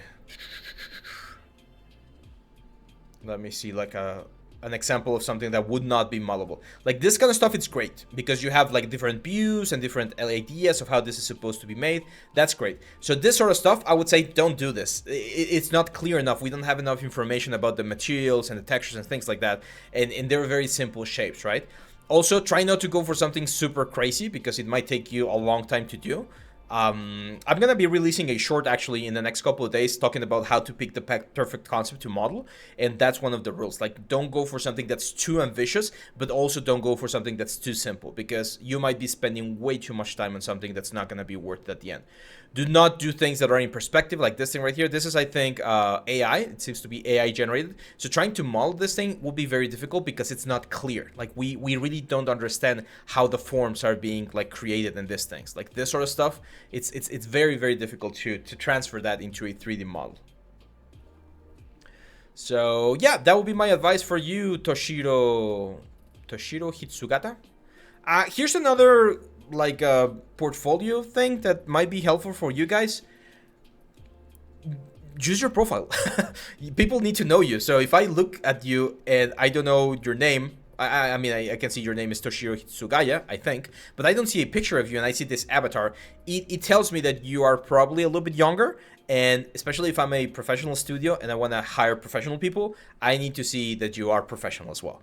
Again, I see the sword over here, but I don't see it down here. Where is it? You gotta like do something about that, okay? Let's say, can't we interpret design on the concept? Yes, you could, but that's extra work. So if you don't want to like think more or add extra work on top of trying to figure out how to model it, that's why you should try to pick a clean concept, a clean and clear concept. We got Yesisito. Hi, I recently finished my degree and I'm looking for a job, but so far I haven't found anything. How hard is it to get a job in the industry? Have you shared your... Can we make that visible? Oh, you're listening. Okay. Have you, JCCito, can you share your portfolio, or do you have a portfolio that you can share? That way I'm going to be able to give you a better advice. Okay, so that was wrench. Wait a second. What the hell? See, okay, so this is very weird. Look at this. There's another thumbnail that I see right there on Triangulated's thing, but when I go in there, I just see the bike. So again, we gotta be very careful on what we're showing, because it's very difficult to, like, I would like to see that bathroom, but unfortunately, for some reason, it's not there. Okay, so let's go with Savin now. Savin from Istanbul, Turkey or Turkey?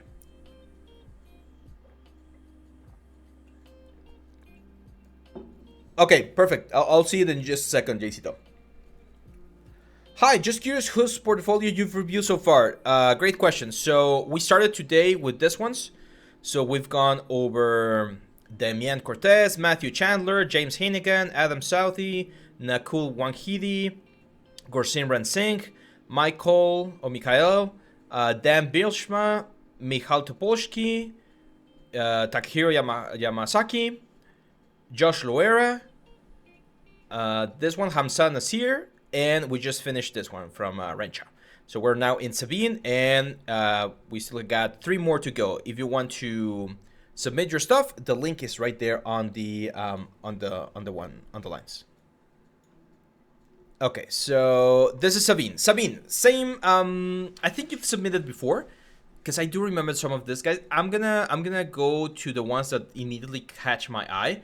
So this hall right here looks really nice. Some nice displacement, some nice stuff. I would add more stuff to it.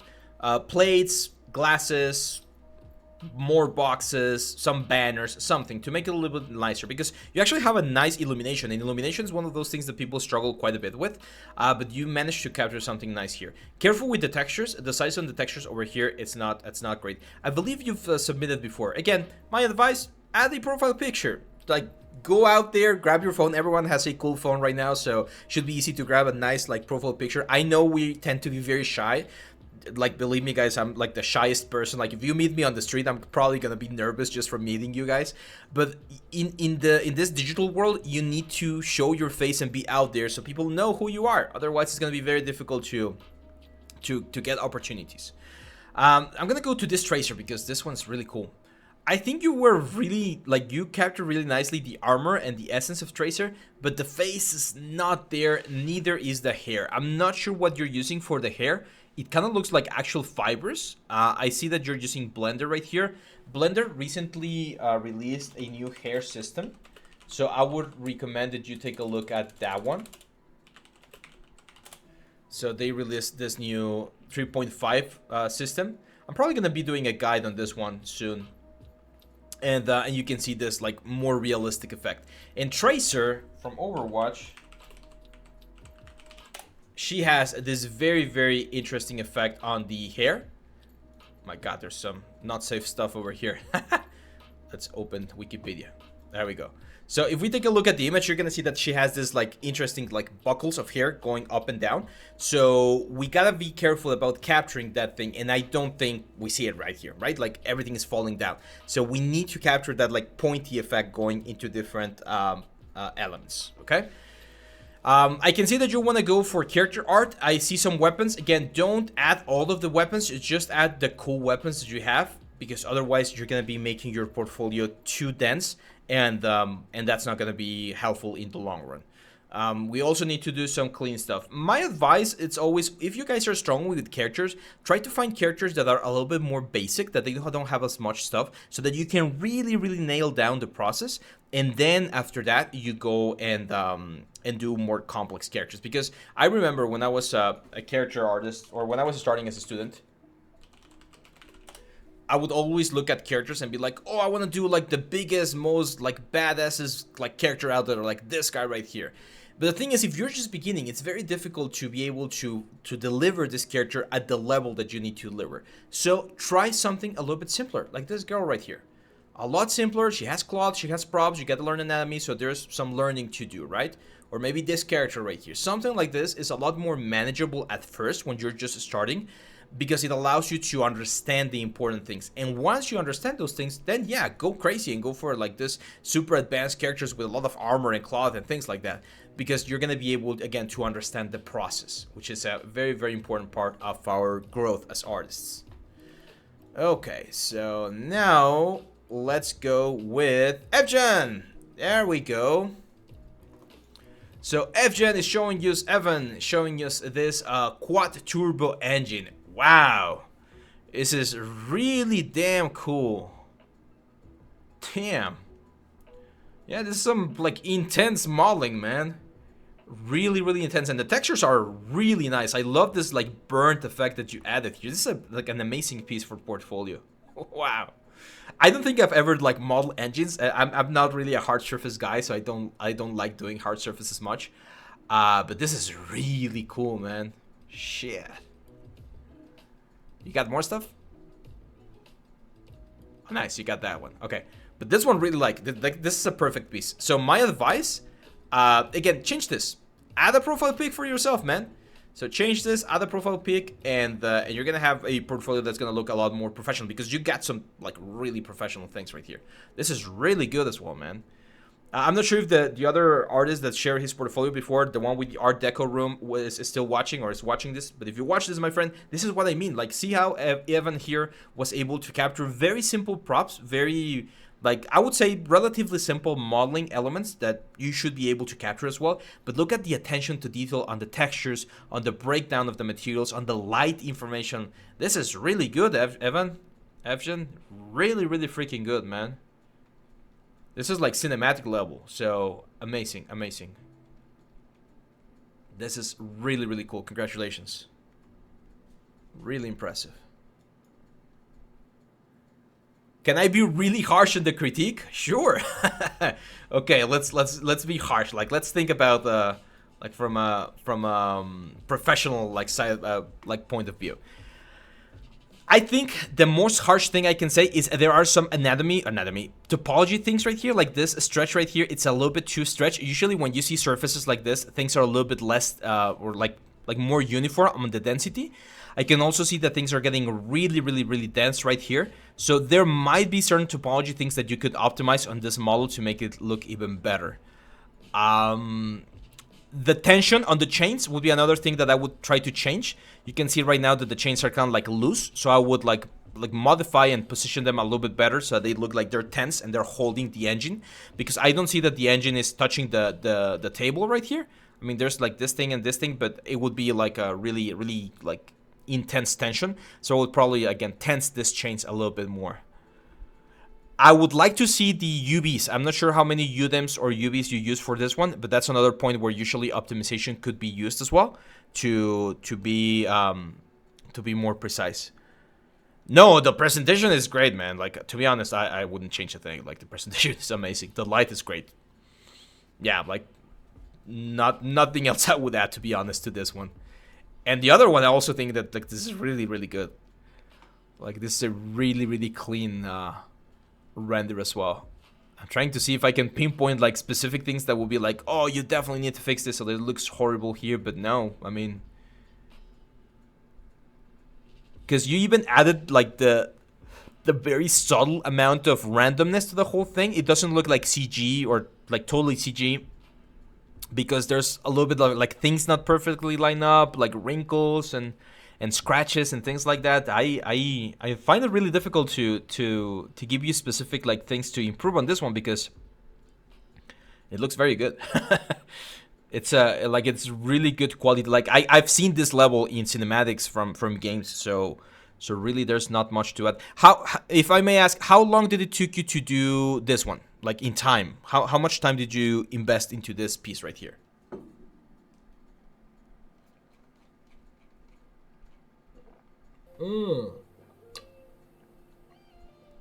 Okay.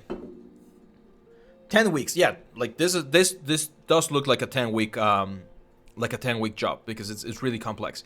Now I see that there's a reference at the very bottom, and there are things that we're missing. So one thing that immediately jumps is the saturation. Yours looks a little bit desaturated. Let's copy this to Photoshop.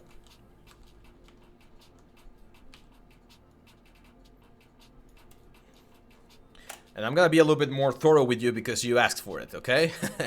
So let's go. So that's your final result, and this is the reference. So yeah, as you can see, saturation is one of the things that we're missing right now. We don't see the same amount of like the same color of pink and red on the element, but that's something that could potentially be fixed on post-production. So if we grab this guy right here and we just saturate it a little bit more,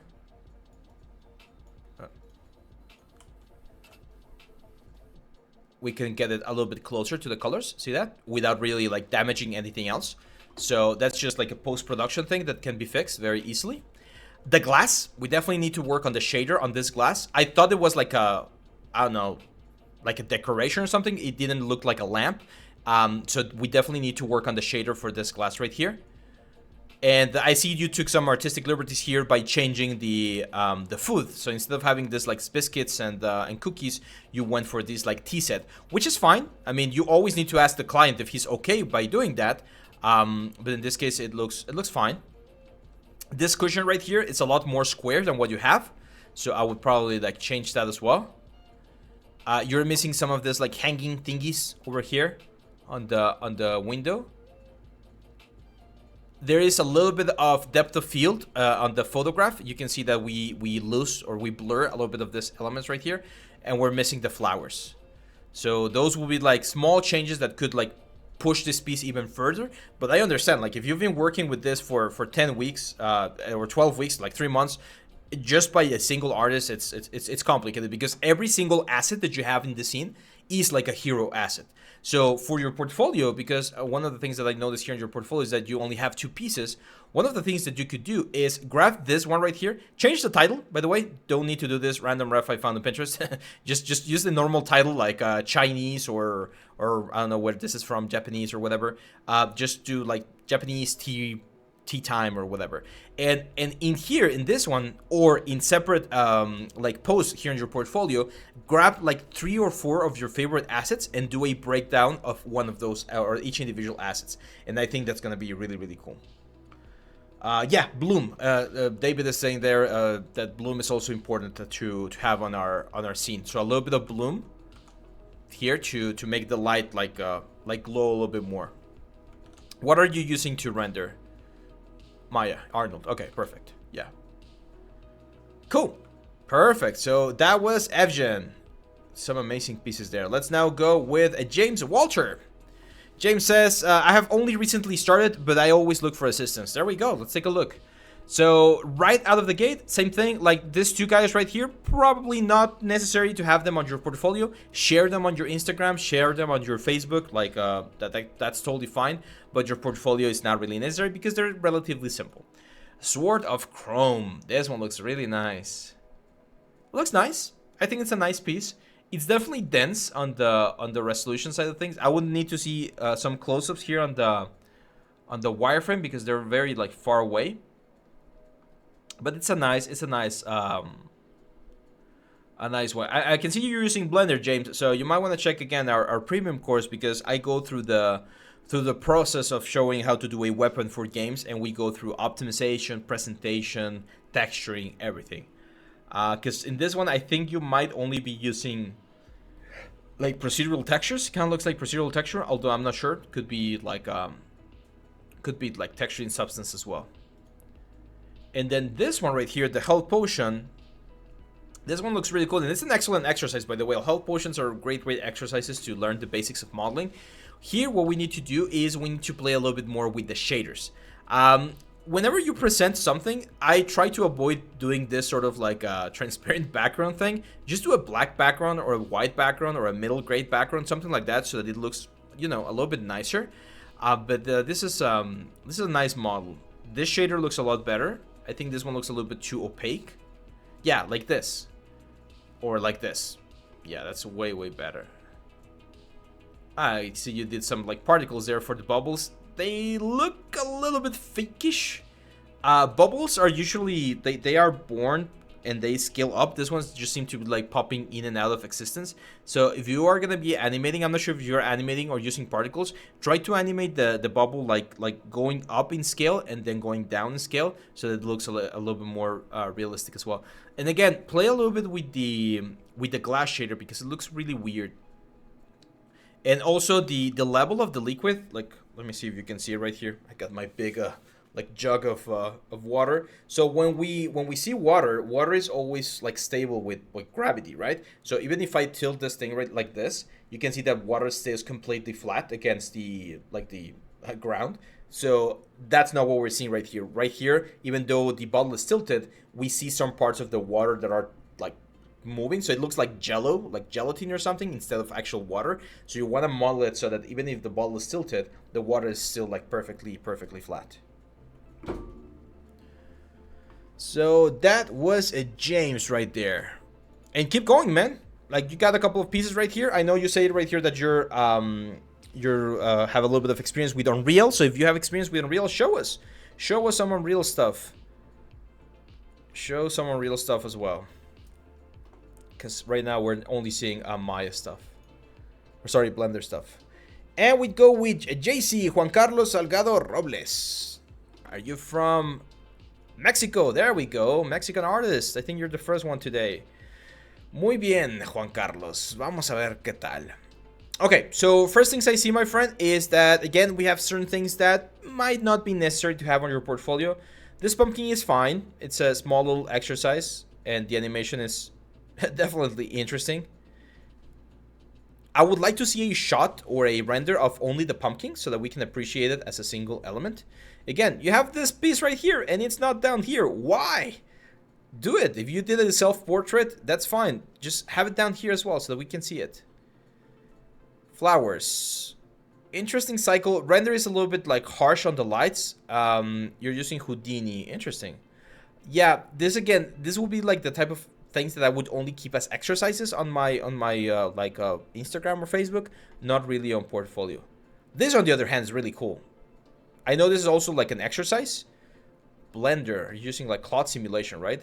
But this one looks a lot cleaner, so this one might be a good idea. But again, give us a little bit more description, Juan, because otherwise I don't know what this was. Was this for a commercial? Was this for practice? Were you trying something new? It's very cool. I mean, it's very, again, this is the kind of stuff that if you post in Instagram, you're gonna get a lot of like likes because it just looks very cool. Portfolio wise, might not be the best one. Hair. Make sure to give the whole head a similar material, because right now this eyes look very creepy. The hair looks nice, but again, information. Information is key. Is it Blender? Is it Maya? Is it fiber mesh? Is it like, what is it? The color looks interesting. It does look a little bit like coarse in certain areas. And usually when you're doing hair, you want to see a perfect front view, a side view, sometimes even like a top view, to be able to appreciate the hair from all different angles. Because right now it's right now, my friend, these pieces right here, like all of the ones that I've reviewed so far, they look like practice pieces, not like portfolio pieces. And it's very, very important that we try to go for portfolio stuff. Well, there we go. Let's see your...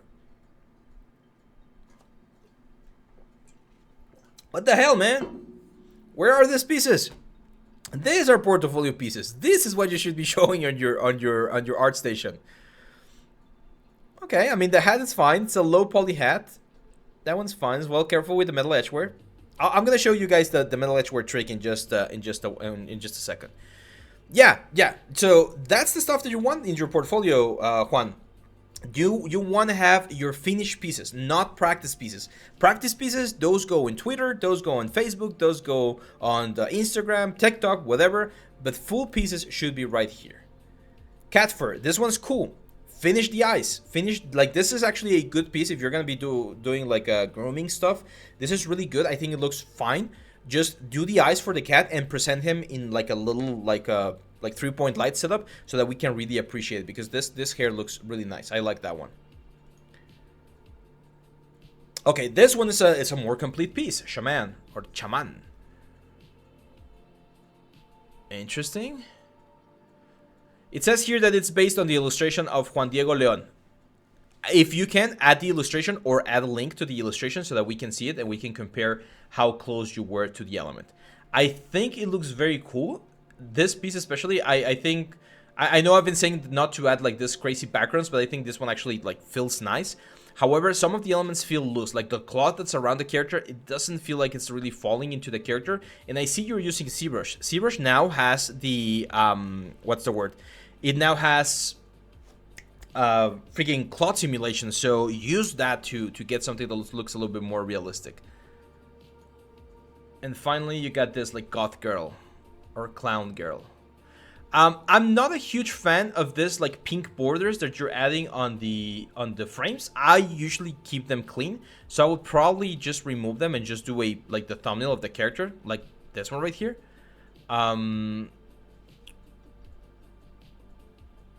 Yeah, it's very creepy. Very creepy, but very cool. The hair is quite nice. I can see that you're using Clo for animation, which is okay. Clo 3D is like I think it's the sister from Marvel Designer, if I'm not mistaken. The hair looks really cool. The braids look really interesting. And the character is not bad. Design-wise, I would need to see again the topology to see how efficient it will be for rigging and animation. I do feel like the lower legs right there have some weird anatomy issues that would need to be sick. Her socks pull on the animation. Yeah, Yeah, that's really weird that that's happening. I'm not sure if it's the socks or is it the texture. It's the socks. It does look like it's the socks, so that's something that could be improved as well. But the thing is, the anatomy on the legs is really weird. That's those are very like thick calves that you have right there. I like the face paint though. Looks interesting. I'm not sure if the eyes, if you decided to go with this like purple eyes because you don't have like a like the finish like a color eyes for a character like this, but the braids are really good as well. So I think this definitely shows that you have some good technical knowledge, my friend, but we definitely need to work a little bit on cleaning your portfolio because right now it looks like a little bit all over the place. It seems to me that you want to do a lot of dynamics like grooming stuff, which is great. There's a lot of need for grooming like elements, but yeah, it's cool stuff, man. Cool stuff. Nice. So that's pretty much it for the portfolio reviews, and we still got like 10 more minutes left. So shall I show you the trick that I mentioned about metal edgeware? Let me show it to you guys, because that's a very, very common mistake that people make when texturing. So let's open Substance Painter.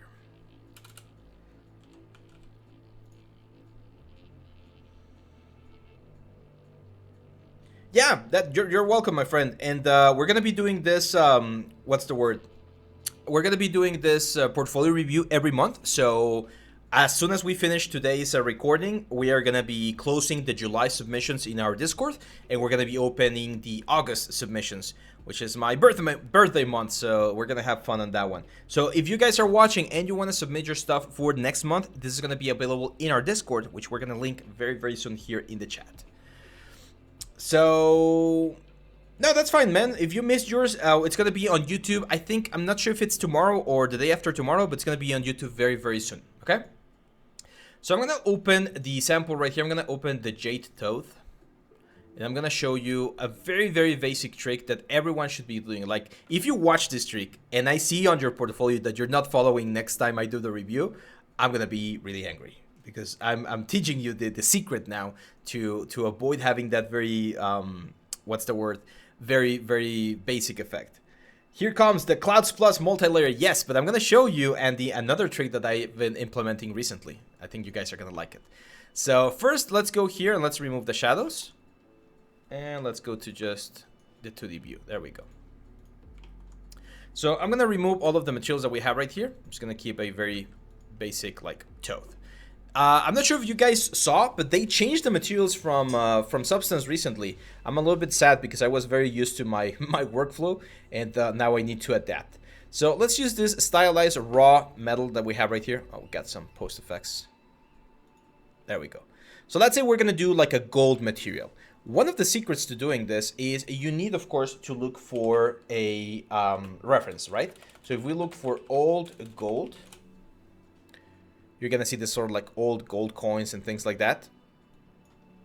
And we need to look for some like interesting reference. So you can see gold gets like tarnish, right? Like it's not specifically rust, it's more like dirt and things like that. So let's go for a rust layer. Let's add this rust layer right here. We're gonna add a black mask, and we're gonna add a generator, and of course we're gonna add a dirt generator. There we go. And we can play, of course, with the level of dirt and the contrast. So the very common like thing that people miss is that they will just leave it like this. They'll just add the dirt onto your object and that's it. But usually dirt and metal edgeware, which are like two very common things that we have in our textures, they will need to like play with the environment a little bit more. So dirt is usually on the lower portions of the world, and metal edgeware is usually on the things that are further out and interact with other objects. When you bump into things, that's when you damage them. So parts that are in the insides of the object are not going to have that much of an effect. So the first trick, as Andy just mentioned there, is we're going to be using a fill layer, and we're going to change this fill layer to something like a clouds, like this right here.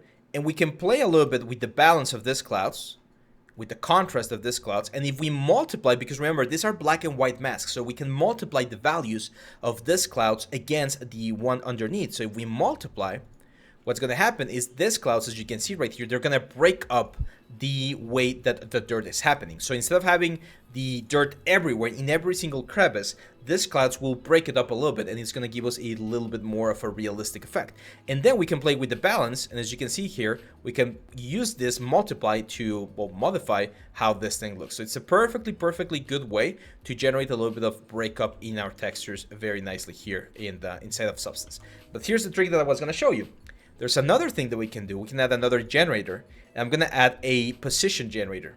And the position generator is a black and white mask that goes from top to bottom. So right now, as you can see, we got the top active and the bottom unactive. If we multiply this one, what's going to happen is the dirt, as you can see, it's only going to be on the top, but then we can invert this. And if we invert this one, only the dust is going to be on the top. And we can play with the global balance. In that way, it's kind of like a gradient where we're adding only damage or only rust on the bottom side of the character. So we're doing another layer of complexity. What do you think about that, Andy? Quite nice, right? So now we have the clouds that's breaking up the dirt, and then we have this position that's telling it, hey, we only want dirt and rust to be on the underside of the character.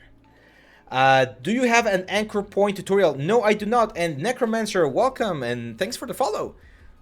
Let's go, guys. If you're not following, we're really close to our goal, so help us get there. 240, just 6 more. So yeah, we're using this position. I'm gonna do an anchor point tutorial soon, Evgen, so that we can get it on the channel as well. That's a great idea, by the way. So yeah, here we can use this position, as you can see, to determine how far up we want this to go. Of course, we can increase the blur, so that's gonna like make this a lot softer. We can increase the contrast or make it really soft, and as you can see, we can control how much damage we want. So now we're gonna do the opposite. Let's say that this is not gold, but rather just like gold plate, and we want to add some like traditional metal. So if I just add this like metal brush one on the top. Actually, no, I don't like the metal brush one. There was another one that, oh, I love so much, but now it's gone. We're gonna use this metal foil. That's a little bit better. I am just gonna tile it a little bit more, and I'm gonna remove the height. I don't want height. So I'm going to make this a black mask, and I'm going to add a generator, and it's going to be a metal edgeware. So very common mistake, right? People just adding metal edgeware, and oh, it looks very cool. We got this very cool like detail and damage on the edges. And yes, it's really good. And we can even make it a little bit more intense if we want to. But the problem by just leaving it like this is that it's very obvious that every single edge on your object is being damaged. And that's not how it works in the real world.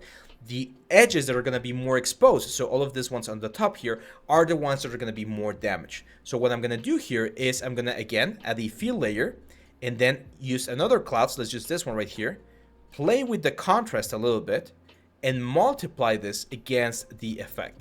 So that way, as you can see right there, instead of having a metal edge where on every single edge, we're breaking up that element and just getting something on some of the edges, right? So we're going to get this right here.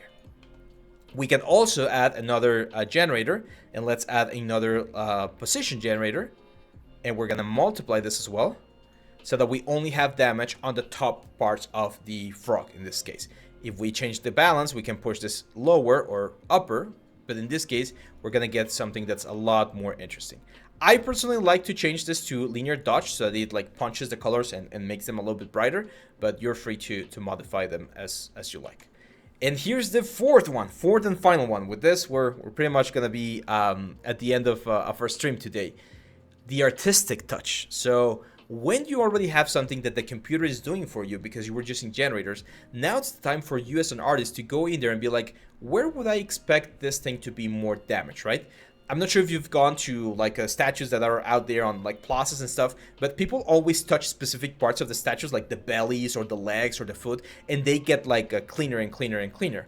Well, one thing we can do here is we could go for like a clean color right here, like a slightly yellow orangey color. And I'm gonna go to this one, to the gold color. Let's make it a little bit darker so we can see it a little bit better. There we go. So now what I'm going to do is on this mask, I'm going to add a new paint layer. And if we go to our brushes, we can go for like this, like an interesting effect like this cement 2, or that one looks interesting. And now here's where you grab your tablet and you start adding the specific damage on specific areas. I would expect kids to, for instance, poke the eyes of this like frog quite a bit. So I'm gonna just like bring the glow on the elements right there. Okay, so this is where you as an artist start making some decisions, and you start adding this sort of elements and details so that things look a lot nicer. And that's what's going to separate your art from just like generated art, because all of these generators right here, they're just automatic tools, and everyone has access to those automatic tools. But if you actually take the time to create these little details right here, you're going to be able to separate your art from everyone else's. And you can, for instance, change this to, again, like a multiply or like a divide or like an add, linear dodge add. And we can play with the intensity, which is really, really cool. It's one of the great things about Substance Painter, the fact that we have a lot of control over this whole thing. Maybe, like if this is like something that's hanging like near a fountain or something, I'm gonna use this one right here, I would expect to see a little bit of damage on this area as well, right? People just like can't hold themselves and they're gonna be trying to touch all of these areas. And I'm using black there to fade this out. And again, this is gonna make this a more hand-painted and more artistically like driven decisions, where I decide where I want there to be a little bit of damage on my stuff. Okay? So, there you go. Thank you, my friend. Thank you for the follow as well. And yeah, so that's it, my friends. With this, we're pretty much done with our session today. We're going to have another live next week on Friday. We've been doing this for a couple of weeks now. If you want to check and learn a little bit more about the 3D world, make sure to check our YouTube channel. We got a lot of tips, shorts, full live streams from all the past weeks. We even did a Kindred mask last week. This is the small 3D print. Let me show you full screen right now. There we go. So I'm not sure if this is focusing or not, but I 3D printed this small with my resin 3D printer, and we're working on 3D printing this real size. So yeah, that's pretty much it, my friends. Thank you very much for being part of this community. Make sure to join the Discord. Make sure to check our premium course. Make sure to check our YouTube channel. We're present in all socials, and I am more than happy to keep sharing all of this information with you, my friends. Hopefully this portfolio review has been helpful. Hopefully you've learned a lot about what to do and what not to do so that you can get a shot at this amazing industry. And yeah, that's it. Thank you very much for coming, my friends. I will see you back on the next one.